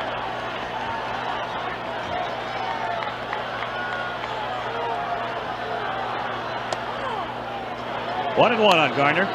It's too bad to see the World Series played under such difficult weather conditions, but it must be. There are those in print. Grounded down to Garcia at short. And that's that. So McGregor sailing along after the delay. And we'll go to the 5th inning in game 3 with Baltimore out in front, 7-3.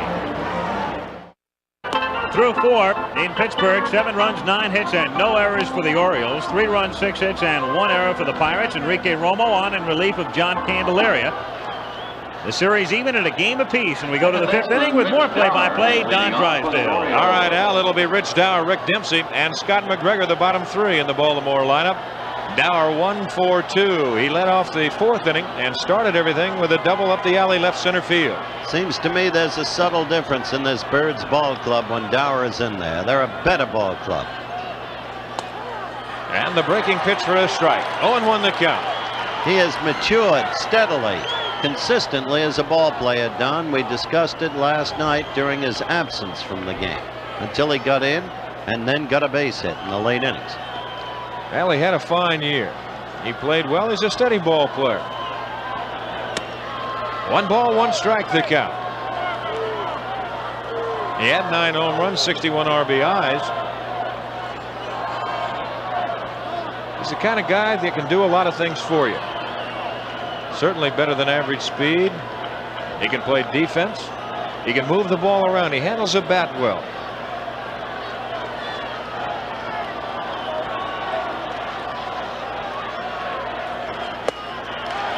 1-2 the count to Dower. Romo on in relief of Candelaria, who after the hour and 7-minute rain delay went out in the 4th inning and retired no one. 7-3 Baltimore. We're in the top of the 5th.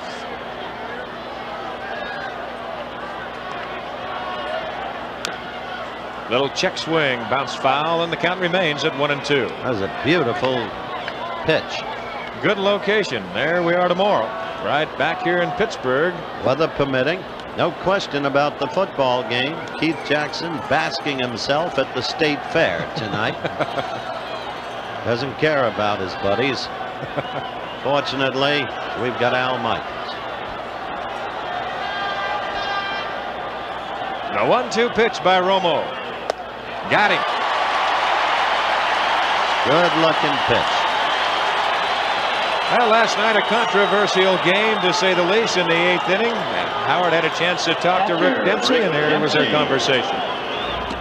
Rick, let's retrace that 9th inning play when Ott scored the winning run. First, why didn't you block off the plate?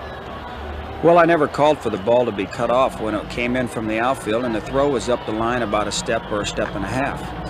And the signal that we have is if we don't say anything, the ball, you let it go through. The game was on the line, so I had to take the throw, and in order to get the throw, I had to go up the line. So I went up the line. Eddie cut the ball, and in order to give myself some more time, while he was throwing the ball to home plate, I retreated to give us a little more space to work with, and by that time, Ott had already slid by home plate. Hit down the line, hooking in the corner, foul. So in essence, Howard, that will go, and that will be on the side of Eddie Murray if that ball was up the line. No. He said that I didn't call for the ball to be cut off. That interview continues. We don't have the time to play it fully. And later, if our producer Chuck Howard has the opportunity, you'll hear from Kenny Singleton. Then I will give you Eddie Murray's version. I see. But as I said at the very top of the telecast, Singleton and Dempsey stand four square that Eddie shouldn't have cut it off. Oh, in other words, he thought he could have got the ball even up the line and made the tag. Well, 1 ball, 2 strikes the count. That's interesting.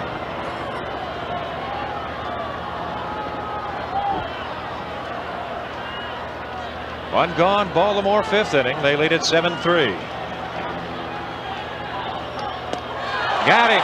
And Dempsey hot. He couldn't pull the trigger.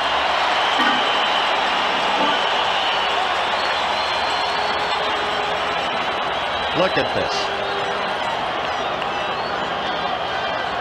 You want to go, and you can't. He has been outwitting Dempsey, and Rick openly admitted it to me yesterday, ever since the series began.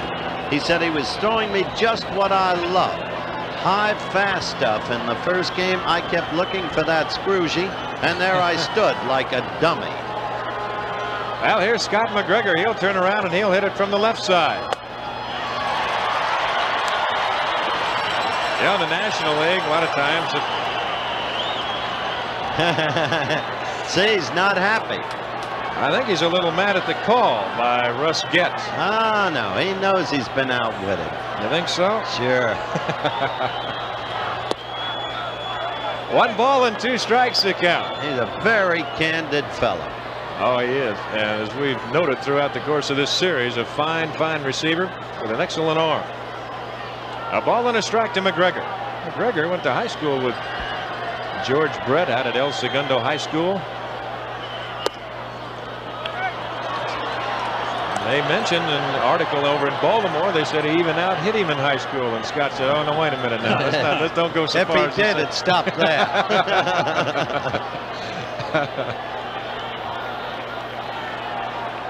2 balls and a strike. 3-1. He stands up there like he knows what he's doing. I'll say that. Kind of tough, boy, when you don't swing a bat all year long, and then all of a sudden you come into the World Series and they say, "Okay, you are number 9 in the batting order." By the way, we just checked with him before. He uses a Mark Belanger model. American League, they don't really make any habit of getting pitchers bats. They don't need them. Foul away, 3-2 the count. He uses the bat of a 167 hitter, right? Well, he's probably figuring if he's hitting 167, there's got to be a lot of hits left in it.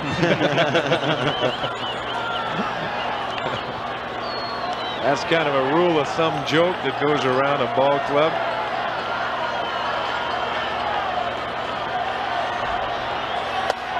Walks him.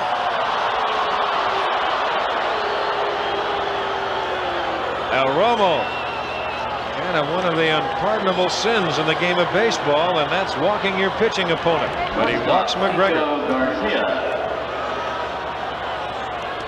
Now we go to the top of the order in Kiko Garcia, and he's had the key hit of the ball game for Baltimore, a bases loaded triple in the 4th. Last night you saw the evidence of the great depth in the Pirates bench. Tonight you're seeing it work up to this point for Weaver, because Garcia in there instead of Belanger has come through. 2 for 2, a double and a triple, 3 ribbies. There's a strike and the count is 0-1. I was interested in watching McGregor go out in that last inning to pitch after he had to score from first base on the triple. Young man's in shape because he went out and he turned back the Bucks 3 up, 3 down. 2 fly balls and a ground out. Hit to the hole, base hit left field. Look at that ball slow down in that water. Didn't you love that splash? So the kid's 3 for 3.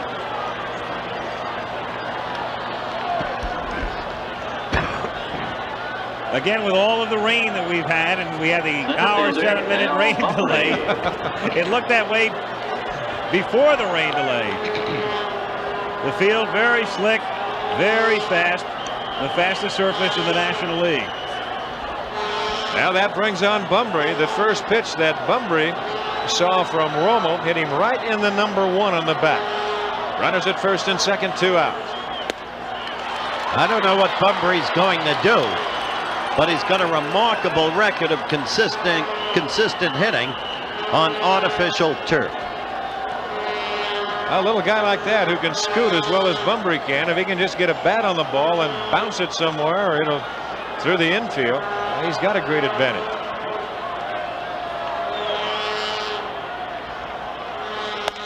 Misses with away with a fastball, and the count 1-1. You see that? That's what I was talking about. I'll say one thing, you've been smart tonight, you know it? Calling them in advance. Calling everything. You sure you don't have a script? 1 ball, 1 strike, 2 outs. McGregor at second, Garcia at first. And the count moves to 2-1. It's almost as if it were tape delay. What makes you think it isn't? Those are the base runners. The man at second with a jacket, that's Scott McGregor. At first, you're looking at Kiko Garcia. In his first start of the '79 World Series, Belanger started the other 2, and now Nicosia wants to talk to Romo. Just wants to try and get some thinking and see what he's thinking about. You know who's in the ballpark tonight, folks? A guy who used to be a great manager, Leo DeRocher. You're looking at tomorrow's schedule on ABC, starting at 8 Eastern, 7 Central. An old friend and a coach of Don Drysdale's, Leo DeRocher. He's here in good shape, good spirits. The 2-1 pitch. Foul away. 2-2 the count. 2 outs, 2 on. It's 7-3 Baltimore, and we're in the top of the 5th. One thing that after that hour and 7-minute rain delay, we're talking a while that yes, some of the people have gone home, but golly, there haven't really been that many people that have gone home. Well, before they're done, as I was saying earlier, some of the print people will blame all of this on television. They expect us to still the inflation, cure the energy problem.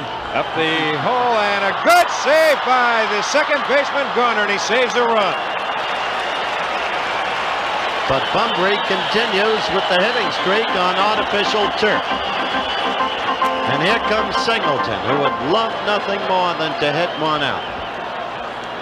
For Garner, it continues to be an up and down series. He's made a couple of key errors, and of course the one in the first inning of the first game that led to 5 runs, and yet here he comes up with a diving stop, just trying to keep the ball close to him to keep McGregor from rounding third. So he temporarily staves off a run as the bases are now loaded. Well, I like what Don said earlier about the action of Bunbury on artificial turf. He had to reach for that ball. That's right. And yet he found a spot.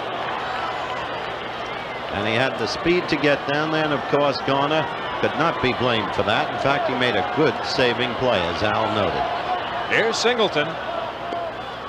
Change is low. 1-0 the count. Singleton tonight, Ken is 2 for 3, and he has an RBI.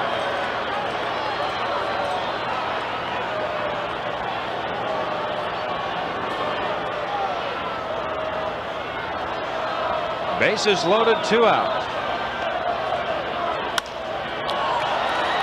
Just missed it, left center. And Moreno wants to take charge, and that is out number 3. So Baltimore gone in the 5th inning. And after 4.5 of the halfway mark, it is 7-3 Baltimore.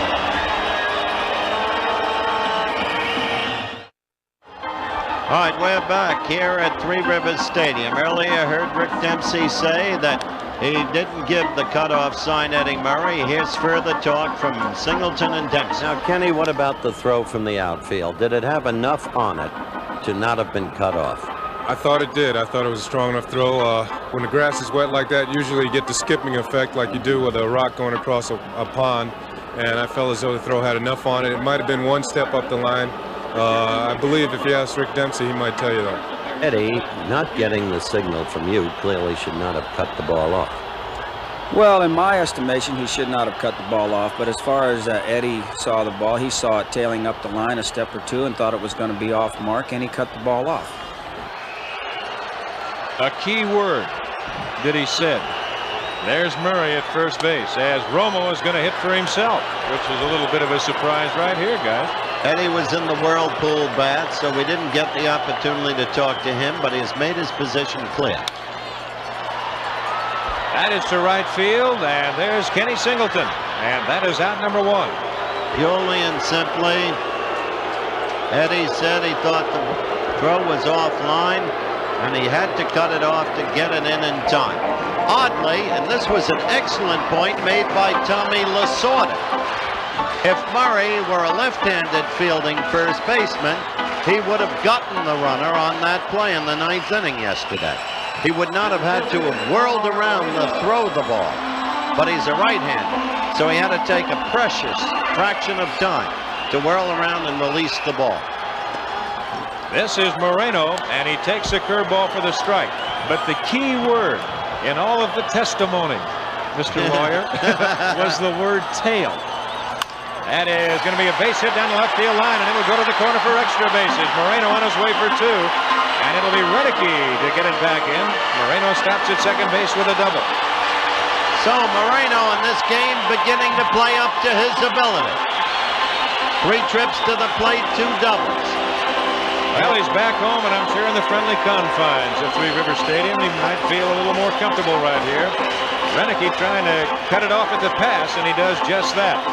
But you know, Al and Howard, that key word when I said tail, because that means that what evidently Dempsey might have thought it might have been tailing. Maybe that's what Murray thought. If it's tailing, that means it's going to go further up the line. Here's Foley. He is 0 for 2.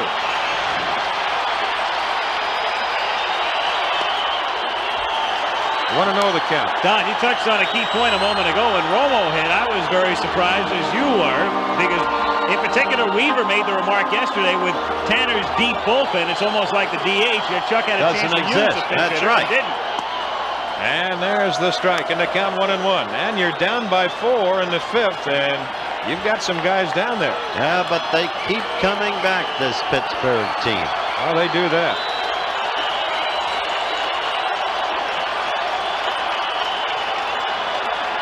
Fans start to come alive here in Pittsburgh. Foul right side out of play. As a matter of fact, come from behind wins this year for Pittsburgh. They only did that 41 times, which is something else. And wins at the last time at bat. In other words, whether it be the 9th inning the 8th inning, or I should say the 10th inning, whatever it might be, an extra inning from the 9th on. They did it 25 times. Here they come, the Buck fans. Left field, playable, Renicky. That's out number 2. I'm going to look at that replay again. I'm going to watch the position that Murray was in. That's going to haunt you all winter. It will. If you ever get to the winter, you may still be covering the World Series. Aren't we in the winter right now? We've had snow for 2 of the days. Here's Dave Parker. 2 outs and Moreno at second base. Parker has hit a sacrifice fly, has driven in a run, and he's struck out. 7-3 Baltimore, bottom of the 5th.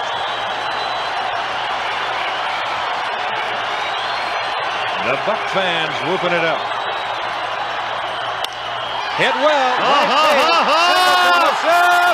And makes a catch. He got it on the end of the bat, I believe. And the Pirates are gone in the 5th inning. It did look like it might sneak out. I'll tell you, they can come back at you. This, before it's over, will probably go 7 games, and they'll be scratching and clawing. There you see a good effort by Singleton. He knew where he was at all times and went up, made it easy. Through 5, 7-3 Baltimore, and we'll be back with more baseball after this word from our local stations.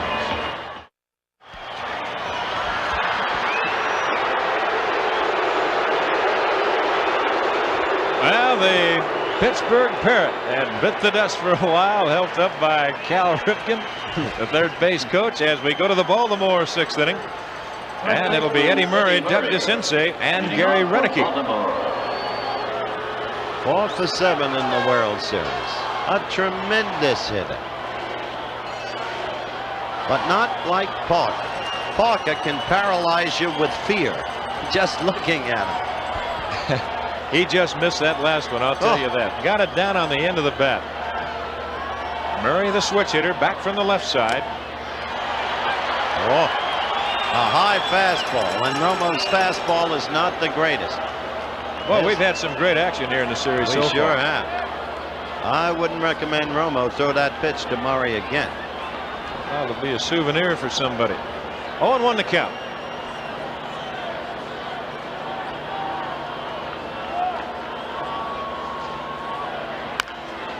Fouled on the first base side by Jimmy Fry, the first base coach for Baltimore, and the count moves on to 0-2. I read a piece in a Baltimore paper this morning that this series was lacking the glitter that would attach to it in terms of celebrity attendances that would attach to a New York-Los Angeles World Series. I want to talk about that in just a moment. Well, maybe right now. Let me tell you something. This World Series is not only suspense-packed and with a sense of drama,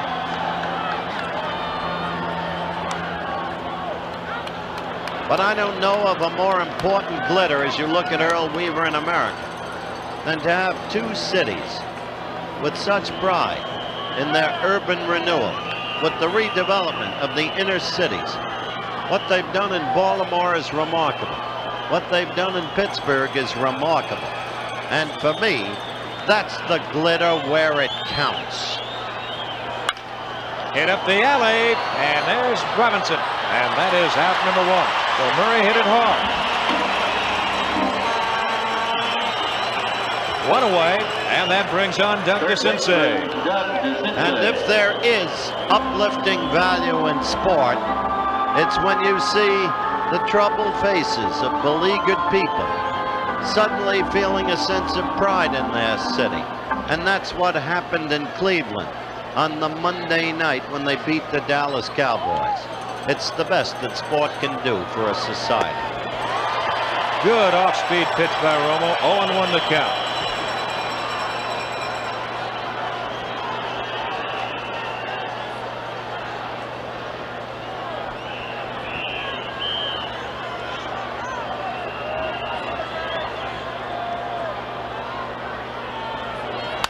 Bat back to Romo on a big hop.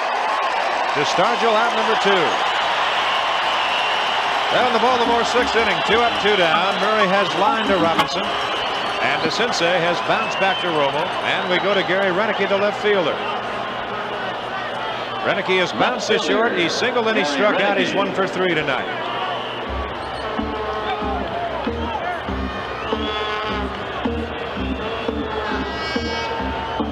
7-3 Baltimore.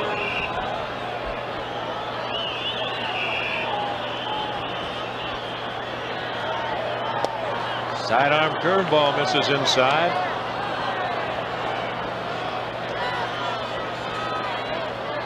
Enrique Romo, the brother of Vicente Romo, that saw action in the major leagues with the Dodgers, the Red Sox.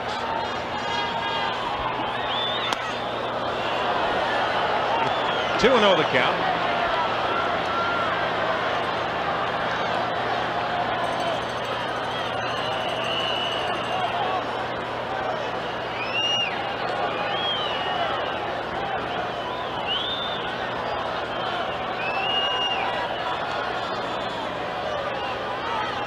Look out.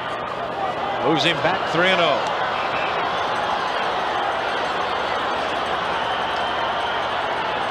Three balls and no strikes with 2 outs to Doug DeCinces. Check that, Gary Renicky.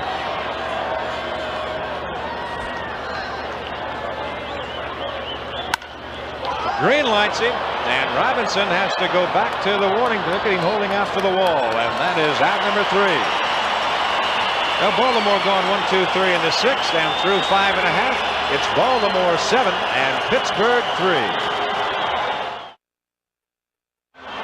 Now the crowd here at Three River Stadium, they want to see their Bucks come alive as we go to the Pittsburgh 6th inning of play. It'll be Robinson, Stargell, and Madlock.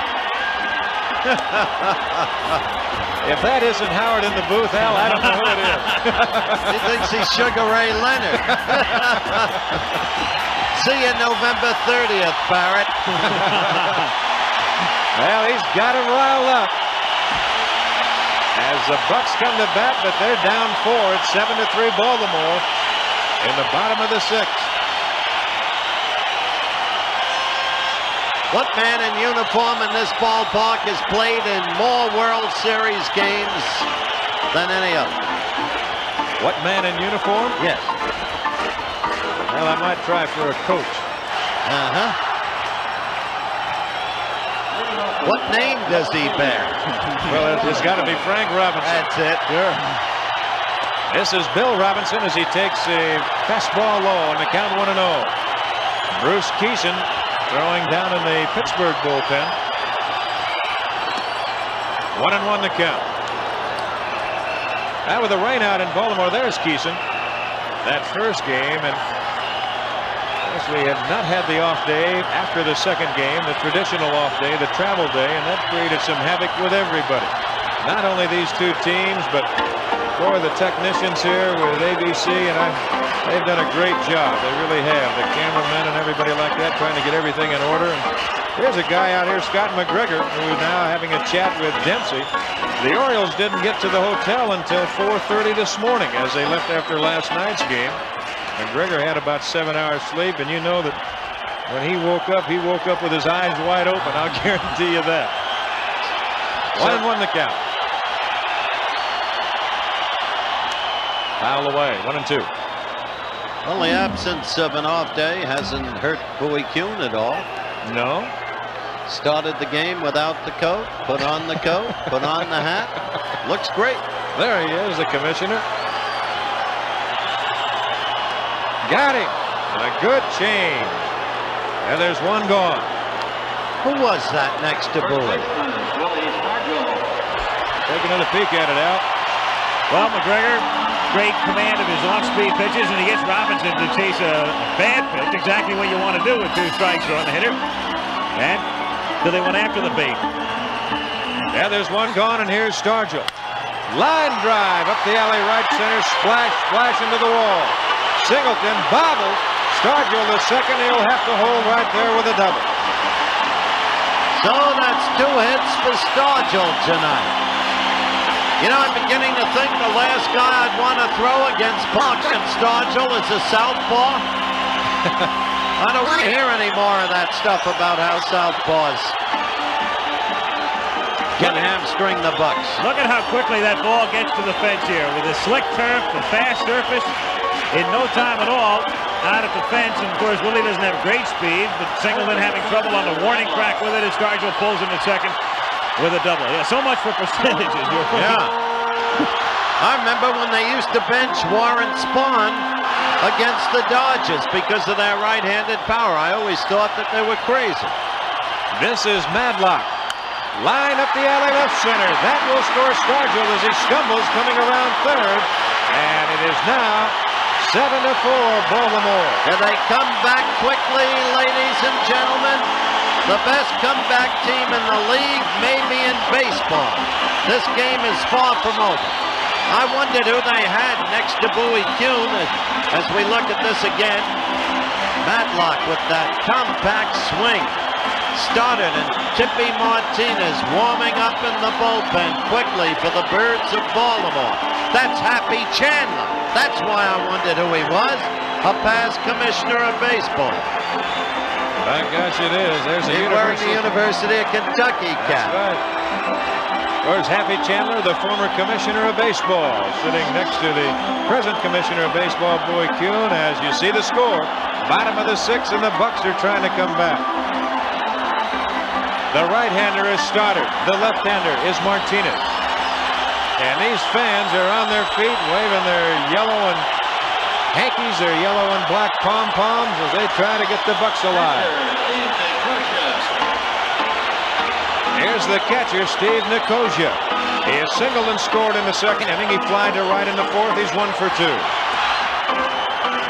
Now, at this point in the ball game, let's watch the pitch. Deep but foul. Suddenly they are taking off on McGregor. And you have to wonder how long that man, Earl Weaver, is going to follow what he followed with Mike Flanagan in the first game. In the first game, he stayed with Flanagan. He won. How long will he stay with Scott McGregor?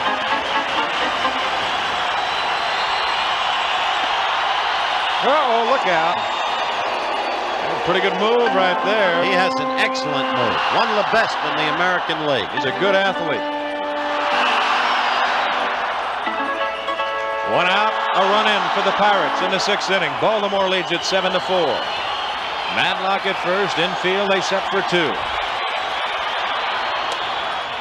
It's only 11:48, folks. Be with us at 2 this morning. We'll be... 1 ball, 1 strike, 1 out, 1 on and a run in. The cardinal rule of this World Series is no game finishes before midnight. Deep to center. Bumper still going back and makes a catch at the 400-foot sign. I tell you, Mr. Weaver has to be taking note of this. Remember the way the last inning ended with Singleton backed against the wall on Parker. The eyes closed for a moment. The dreams of victory still there, but the doubts and the insecurity still there too. Look at this. From our center field stands angle. In complete command. Oh, a little bit of white at the top of that glove. Did you see that, Don? As he fouls one off. That's the batter is Phil Garner. He has doubled in a couple, and he's bounced to short. He's 1 for 2. Everything working for Weaver tonight. Lee Lacy out in the on-deck circle as to Colby and Keeson throwing the bullpen. Deep left field. Oh, it was overdue. Makes the catch, and Baltimore walks a tightrope in the sixth inning. A tightrope?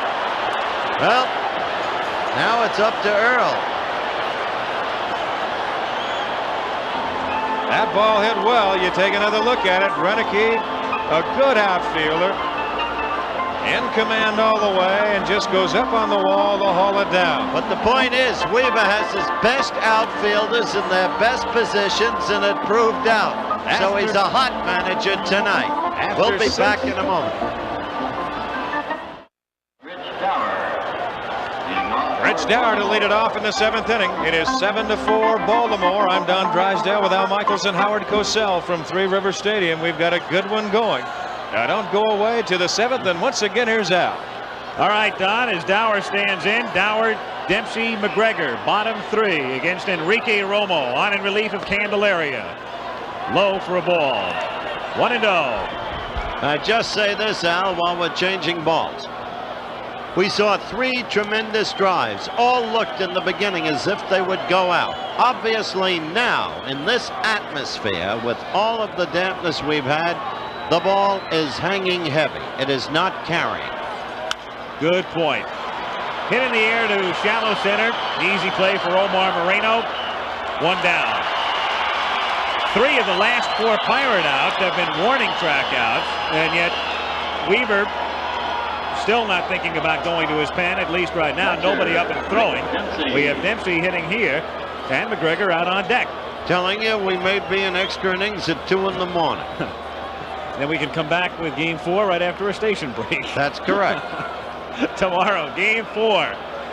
We'll be on the air at 12:30 Eastern Time. Jim Bibby and Dennis Martinez tomorrow. Dempsey hits it foul, out of play to the right. 0-1. Dempsey 1-3 tonight. We love Willie and his junkyard dog. Leroy Brown. Nobody sings it like Sinatra. Nobody. Not since James Croesus died, who wrote it. Line toward right center field, and Parker will have to chase this one down on the warning track. Look at that carom as it comes back to Moreno. And Dempsey winds up at second with a double. So Dempsey drilling it to the alley, and the ball just rocketing off the tartan turf and up against the fence as we see it again. Dempsey's second hit of the night, and the Orioles now have an even dozen. Now, this is interesting. Earl Weaver is sending up Scott McGregor. He had a choice here. Look at that in replay. Look how quickly that ball got to the wall, and then as Al noted, the carom and the slip by Parker on that wet turf. Well, I could get 200 columns on playing in bad conditions. Meanwhile, there are over 600 riders here. Seats, good seats that might have been had by fans. They're sitting there. They didn't pay a cent to go in, but it's all television's fault. Scott McGregor. He's 0 for 2 plus a walk.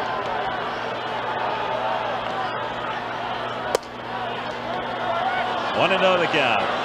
7-4 Baltimore. The Pirates took an early lead, a run in the first, 2 in the second, but the Orioles came back with 2 in the third. And then after a 1-hour, 7-minute rain delay, John Candelaria didn't have it in the 4th inning when the Orioles came up with 5 runs, 4 of them charged to Candelaria. The Pirates came back with 1 in the bottom of the 6th. 7th inning, 1 out. Dempsey at second, 1-0 on McGregor. Grant Jackson has gotten up in the Buck bullpen. 2-0 the count. The left-hander, Jackson.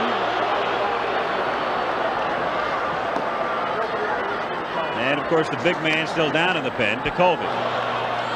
Well, they had him up last inning, Al, along with Keeson, and now they'll go to Jackson because they know that they'll use a pinch hitter. The pitcher is a first spot coming up in the 7th. The 2-0 pitch is outside, ball 3. Well, Parker's had that bad knee, evidently injured against the Dodgers out on the coast, and I just wondered the way he went down on that slip out there. I just wondered if he might have maybe turned that a little bit. As you look at Tanner, and remember back to the first game when Parker doubled in Baltimore. That's right. He had some problems with his knee. 3-0 pitch, a strike, and the count is 3-1. Wasn't that good a pitch?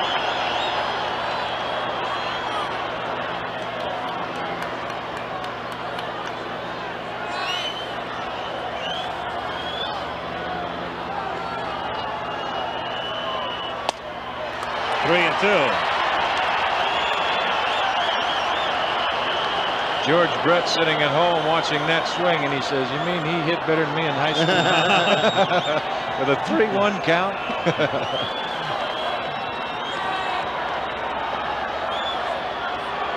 The 3-2 pitch to McGregor. Got him. So Romo does it the hard way. Goes 3-0 and then comes back to get him. That's his 4th strikeout. Now here's the kid who's 3 for 3 with 3 ribbies on a bases loaded triple. Look at tomorrow. We begin at 12:30, weather permitting. And then one of the big college football games of every year, the Sooners against the Longhorns. What a rivalry that is. Kiko Garcia, the big man tonight, with a double in the first, and he walked and scored a run in the third. The 3-run triple was the big blow in the 4th inning to move the Orioles out in front, followed with a base hit in the 5th. 2 down and Dempsey at second base in the 7th inning, 7-4 Baltimore.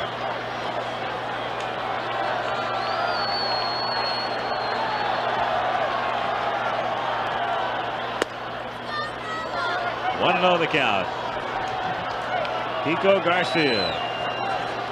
Given name is Alfonso. Grew up in Northern California. Saw quite a bit of action this year, especially earlier in the season when Belanger was on the shelf. The Orioles were very hot. Garcia played a big part. Foul back, 1-1. Well, he's played a big part tonight. There's no question about that. 3 for 3, 3 RBIs, 2 runs scored. His first start with Belanger getting the start in both games in Baltimore.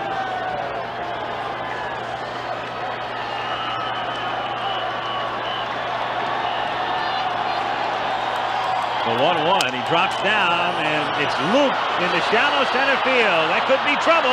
Garner can't get it. It's a base hit, and Moreno throws back to Stargell as they get Garcia, and a run down, and then the ball hits him and caroms out into center field.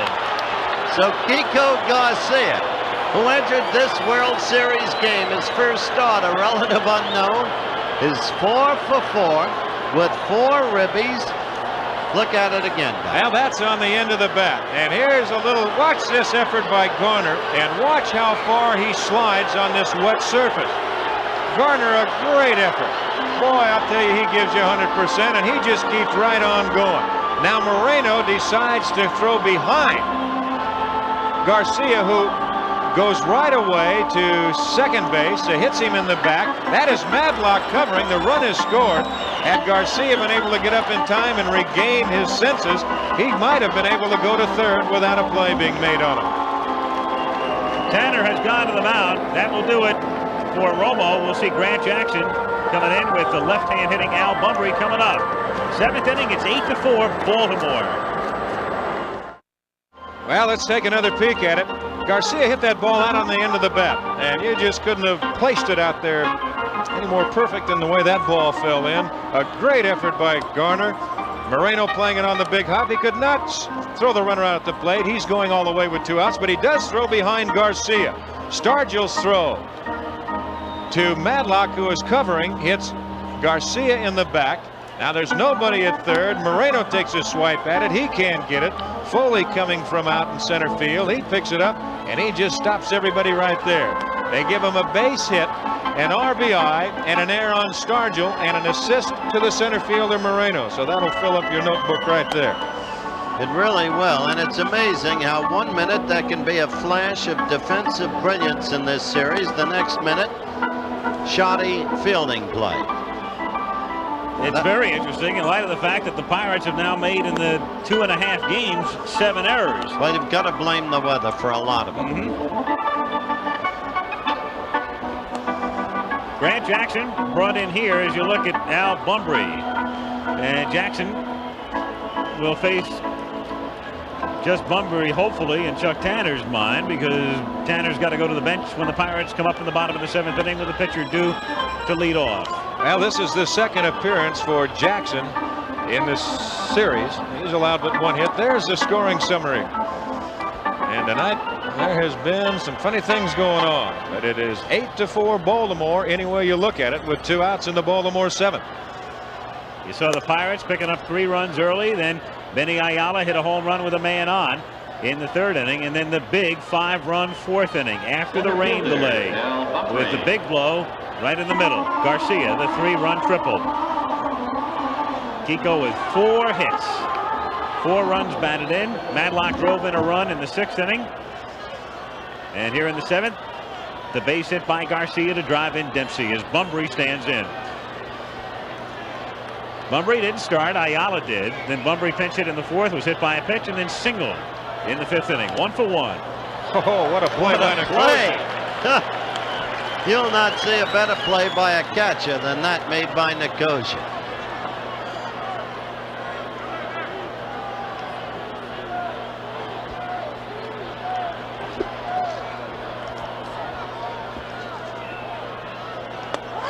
One and one. Bunbury at the plate. Kiko Garcia. Remember that name. Kiko Garcia. There he is. Hit in the air to shallow left field. Robinson coming on and makes the catch to retire the side. But the Orioles stretch their advantage in the 7th. They run 2 hits, lead 1. Go to the bottom of the 7th. It's Baltimore 8 and the Pirates 4. Baltimore on top 8-4 as we go to the bottom of the 7th inning in game 3. Baltimore winning the opener on Wednesday night. The Pirates last night on Sanguillen single, evening the series. And moving out to a 3-0 lead tonight with the Orioles on top 8-4. As McGregor, the man who wrapped up the pennant, pitching a shutout against the California Angels last Saturday, has a 4-run cushion going to the bottom of the 7th inning. And pinch hitter Lee Lacy will lead things off, batting for Jackson. He'll be followed by Marino and Foley.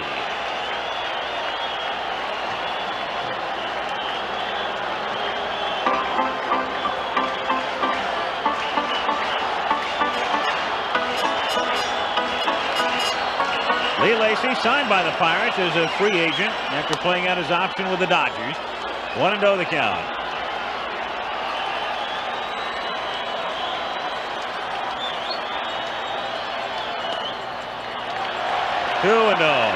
Well, the new pitcher for Pittsburgh will be Kent Tekulve. He's throwing in the bullpen. Chuck Tanner trying to hold the Birds right where they are.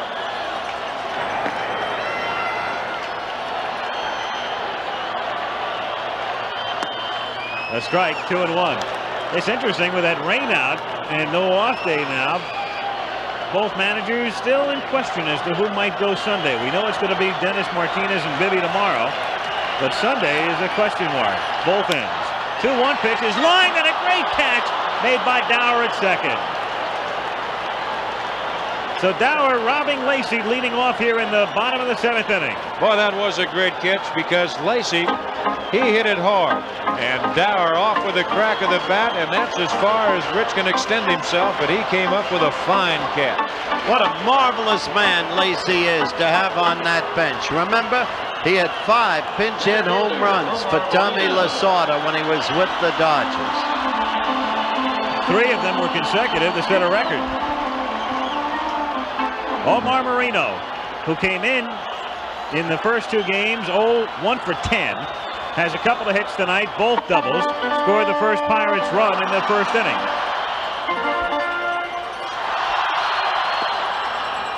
Oh, 1. There's one of the few slow curveballs that McGregor has thrown tonight.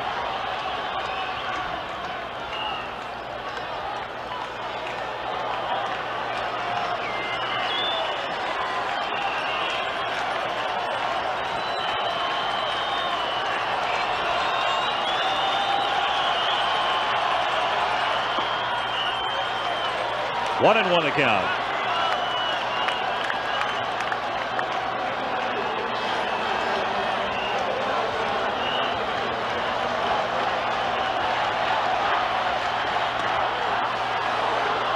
One and two.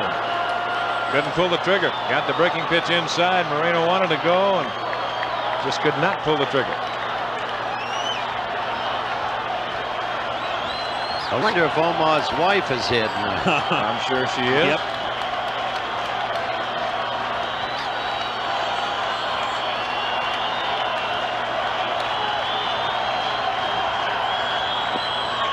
Call strike 3. So down goes Moreno on a breaking pitch, and he wants to know how wide Russ gets his strike zone is.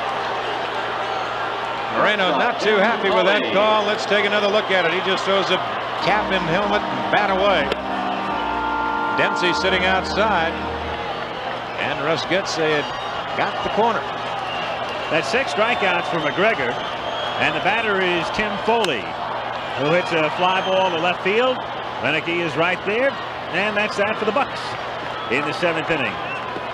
So at the end of 7 complete, it remains the Orioles 8 and the Pirates 4. We'll be back at Three River Stadium after this word from our local stations. Well, Kent Tekulve comes in. Not too often will Tekulve appear in a game in which his ball club is 4 runs down, but that's the case right now. Candelaria started. We saw Romo on in the 4th, Jackson to get the one-man bumpering. And as I mentioned before, part of the reason has to be that Don Robinson, even though there was never any official word on it, Robinson, after the shoulder stiffness, probably unavailable tonight. So the Bucks may be one man short in the pen, and Tekulve comes in here in the 8th inning. But of course, Canterman, who's used to working a lot. And of course, another big thing too, Al, is that Chuck Tanner knows he can't afford to give any more runs up. He's down by 4, and he's got to try and stop Baltimore right here so that he can take his last 2 whacks at him. The attendance tonight, 50,848. The official seating capacity here at Three River Stadium is 50,364, but they've had some standing room seats on sale and a good crowd of 50,848. But now some of the upper deck is beginning to empty. I wouldn't give up on this Bucks team if I were the fans. Not in this or any other game.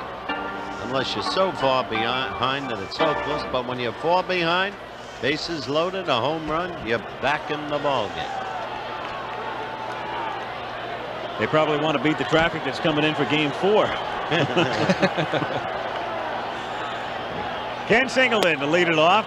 Low, ball 1, 1-0. 50,848 at Three River Stadium tonight. Pirates jumped out to the early lead, but the Orioles on top 8-4 in the 8th inning.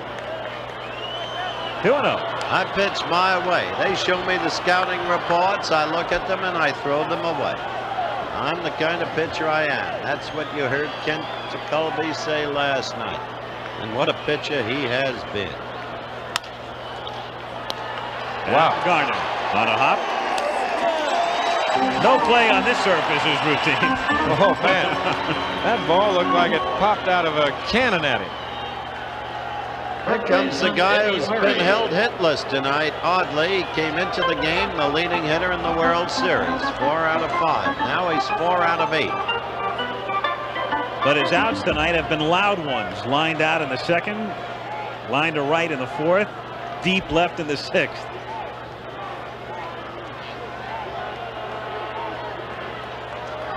One out, bases empty, and Tekulve deals to Murray, off speed inside. 1-0.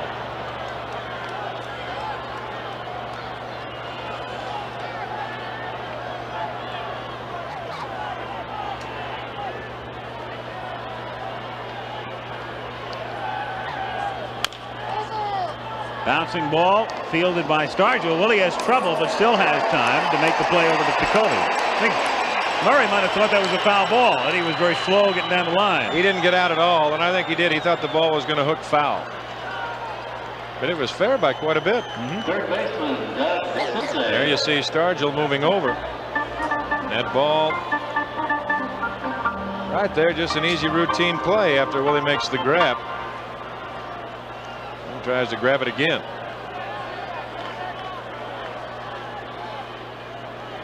So 2 down. Tekulve, who set down the only 3 men he faced last night to get the save, has retired the first 2 tonight. And DeCinces at the plate. Looks at a strike. 0-1 on Doug.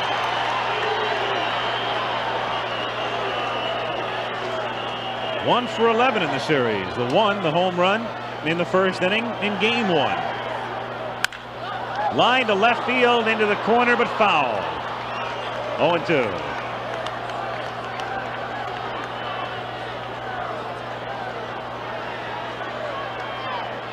Dennis Martinez, Jim Bibby, the matchup tomorrow, game 5. Chuck Tanner says he'll decide sometime after tomorrow's game who it will be. He could come back with Keeson, who started game 1. Earl Weaver. He could come back with Flanagan. We'll have to wait and see. Or he said he would not hesitate to pitch Steve Stone.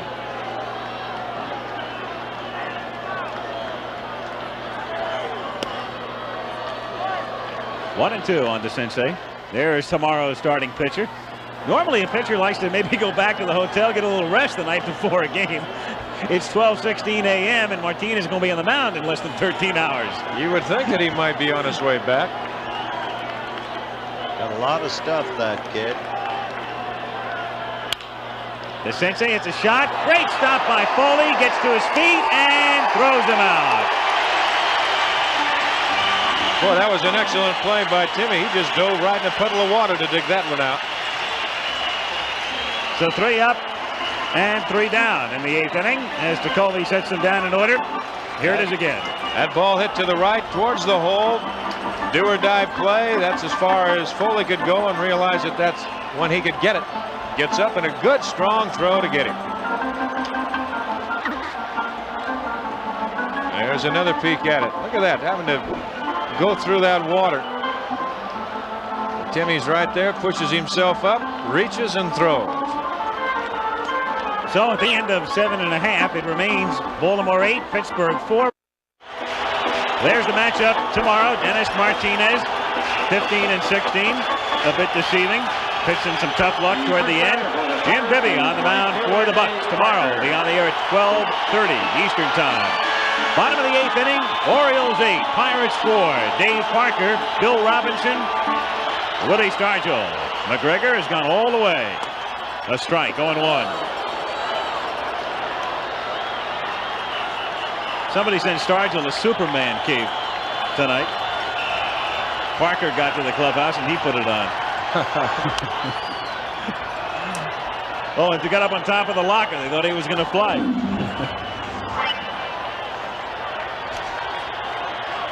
He might be able to. He's been walking on water in this series, literally. That's exactly right.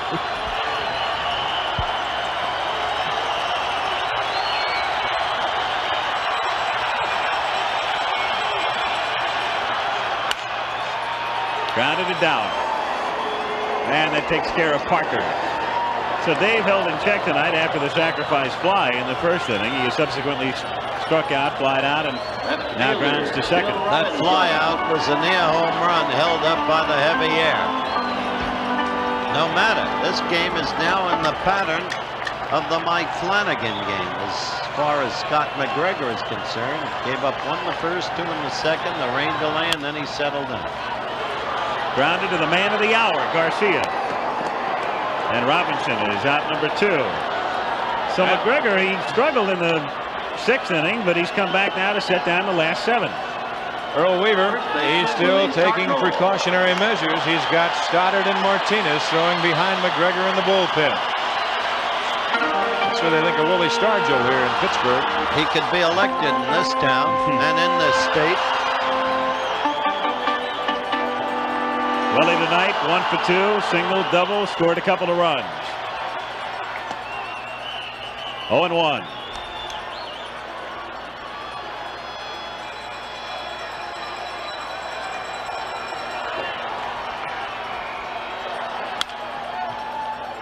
Oh, 2 on Stargell. We don't go on the field. You're welcome to any ball fouled into the Baltimore stand. leading 8-4. 2 field. down. The base is empty in the bottom of the 8th inning. Cautioning words from the PA announcer. Absolutely right. That's back out of play. 0-2. Doesn't matter where that sign is. Willie can hit him anywhere in this park. In any park. Yeah. Just about in any deck. Hit him out of a few parks, too, like the only man to do it at Dodger Stadium. That's right. I saw that. That was awesome. McGregor thought he had him. 1-2. McGregor, part of that trade you chronicled last night, the Yankees and the Orioles, the deal in 1976. Same deal that brought his battery mate over, Dempsey. And Tippy Martinez.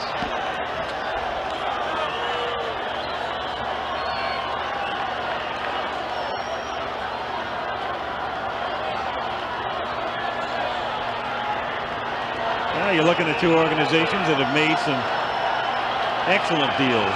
Baltimore in particular over the years, over a long period of time. Look out.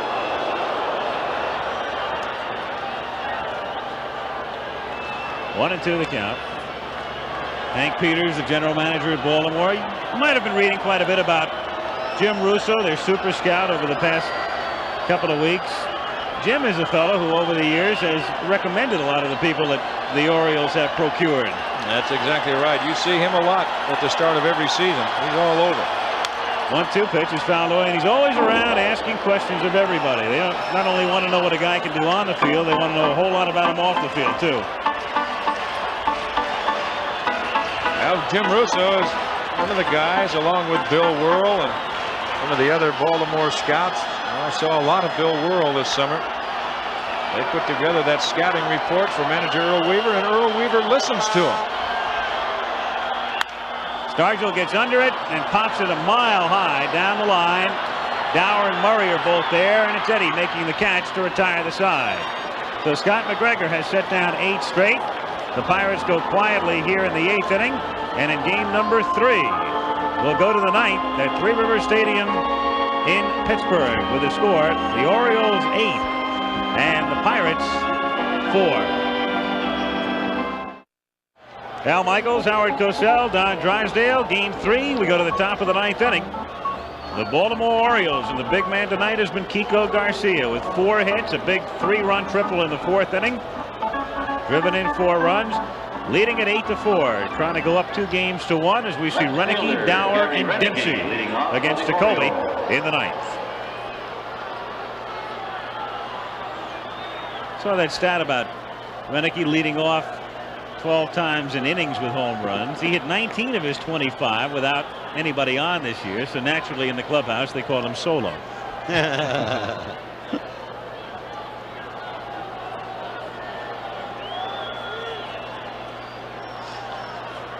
Looking at the Birds in the first 2 innings tonight, you never would have figured that they'd be leading by this margin going into the 9th.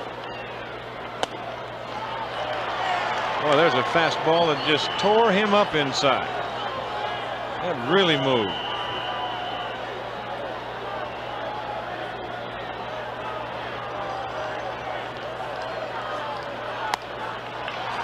And he comes back with a breaking pitch. That's what's so great about Jacoby. He's got that fastball that, just take right here, Gary Renicky, a right-hand hitter. It's diving in on him with a fastball, and the hard stuff going away the other way. Is it a mistake to have pitched to Colby today if they need him in a tight situation tomorrow? I don't think so, Howard. My goodness, he's been in 94 games. It appears that work doesn't faze him at all. I think you're right. Count holding at 1-2 on Renicky. You know, regardless of what you think about the motion of Jacoby, of every pitcher that we've seen and every pitcher you want to see in baseball today, he probably has the most natural motion of anybody throwing. How do you figure that? Because that's the way that's easier to throw down there. I mean, that's the way your arms hang. Gravity. That's the way you're put together. Have you ever known pitchers who threw that way, like Dick Hall, guys who came in from the side or even underneath that have arm problems? I've never seen that many, no. I really can't think of anybody that had that. That is just a natural. I mean, if it wasn't natural, everybody would walk around with their hands up over their head. You did for a lot of years. Diving for cover. But you look at the motion, and that's just natural. You can just sit at home and you can just try and do that yourself. I don't think I'm gonna. Well, I know you'll do it in the room, and you won't tell us you will. Do you remember Dean Chance's motion? Yeah, that was easy. Dean had a line and hooking foul back out of play into the bullpen. So the count holding 3-2 on Renicky. I think the big things are just your arm. You talk to doctors. It just was not made to throw a baseball from that over the top motion or even 3/4. It's easier down on the side or even underhand like Jacoby is. The 3-2 to Renicky. Got him. So Jacoby in the World Series has now faced 7 Orioles and retired all 7.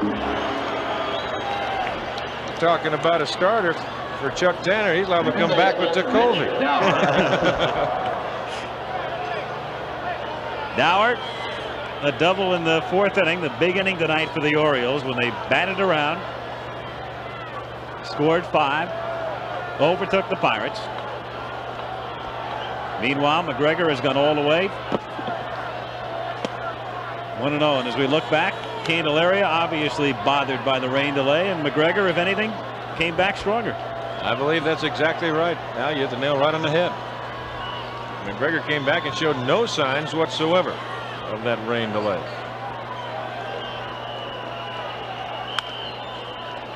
One and one. Pittsburgh coming up in the bottom of the 9th inning. They'll start with Madlock. They have Madlock, Nicosia, Garner, the 6, 7, and 8 hitters. Orioles lead 8-4.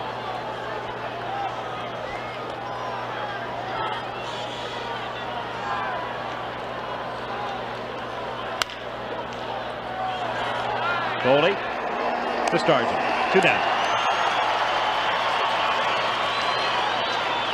That's interesting. Mr. Stanhouse, yes. Throwing in the Oriole bullpen. Rick Dempsey. What does that mean? I don't know.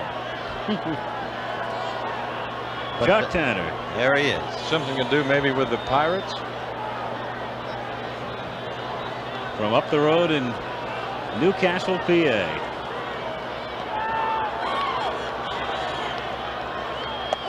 A strike. Maybe it has something to do when Tanner was a minor league manager in Hawaii in the late 60s. He got thrown out of a game in Tucson one night, went back in the clubhouse. They had a fellow by the name of Jim Hicks playing for him. Went into Hicks's locker, took out a fake mustache, stovepipe hat, fake beard, went back into the first row and managed the rest of the game. Parker going into the corner and makes the catch in foul ground. Another fine play by Dave. Pretty, pretty, pretty.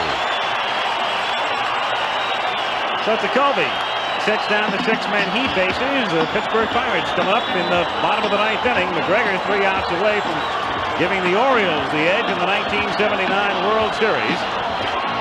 As we look at Dave Parker again, going into the bullpen fence. And He's right there. He's right there.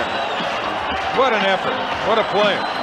After 8.5, 8-4 Baltimore back in Pittsburgh after this word from our local stations.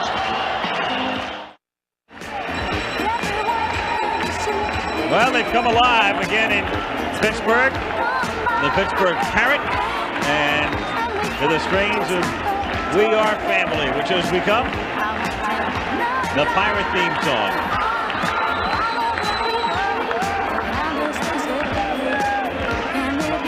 Well, they were doing a lot of dancing in that 3rd game of the playoffs. They knew they had it wrapped up in the 7th inning. You better believe they were. Scott McGregor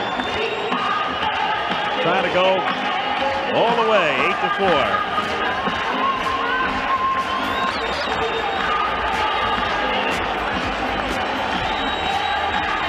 The 3rd game of the 1979 World Series being brought to you by Chevrolet. Like baseball, hot dogs, and apple pie, Chevy is an American favorite. See the exciting new lineup of 1980 Chevrolets at your Chevy dealers. And by Gillette, makers of Right Guard. Yes, men count on Right Guard because men perspire more. Here is Bill Madlock to lead off in the bottom of the 9th inning. Madlock, Nicosia, and Garner.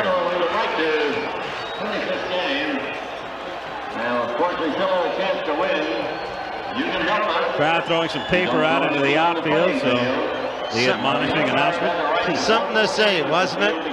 Between innings, Sister Sledge, We Are Family, and all of the people standing. Eating time. A lot of the ballparks have become more lively. You've got the mascots, the rock music between innings, theme songs. There it is. Well, what is it? The Steelers have their terrible towel? Thank you very much. Mr. 40, for showing that sign. And while everything is going along, Scott McGregor has thrown only 89 pitches thus far. What an amazing turn of events after that hour 7-minute break. But it was the same for both teams. Sure was. Bill Matlock leading off, taking all the way. They're down by 4, so you're thinking about base runners. And you'll take a strike. That pitch missing in the count, 1-0. And Matlock taking all the way again. Now it's 1-1. Well, Bill said we'll wind it up Sunday. I'll take a vacation. I'll meet you in Las Vegas for the Benitez Leonard fight. Grounded to short. Pico Garcia, who'll make all the headlines tomorrow if things stay the way they are. Throwing him out, 1 down. Well, that dream of Matlock's is over.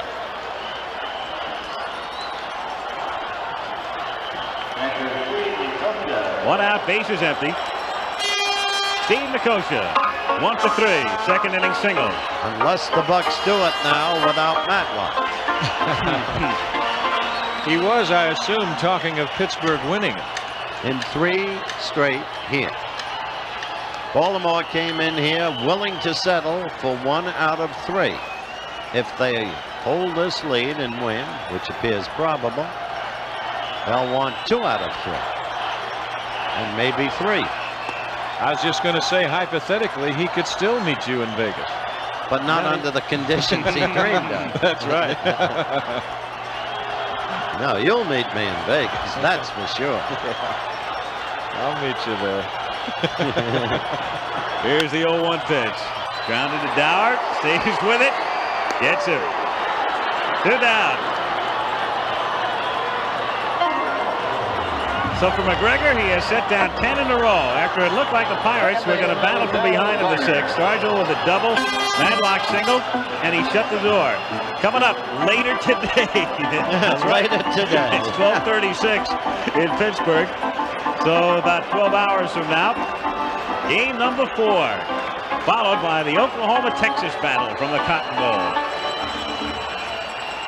Phil Gardner with 2 out, bases empty in the 9th inning. Line to center field. Bunbury is there, and that'll do it. The Baltimore Orioles come from behind to win game number 3. 8 runs, 13 hits, and no errors for the Orioles. 4 runs, 9 hits, and 2 errors for the Pirates. McGregor all the way to win it. The losing pitcher, Candelaria. Don't forget, join us later today, Game 4 of the World Series. The Baltimore Orioles, the Pittsburgh Pirates, live at 12:30 Eastern Time.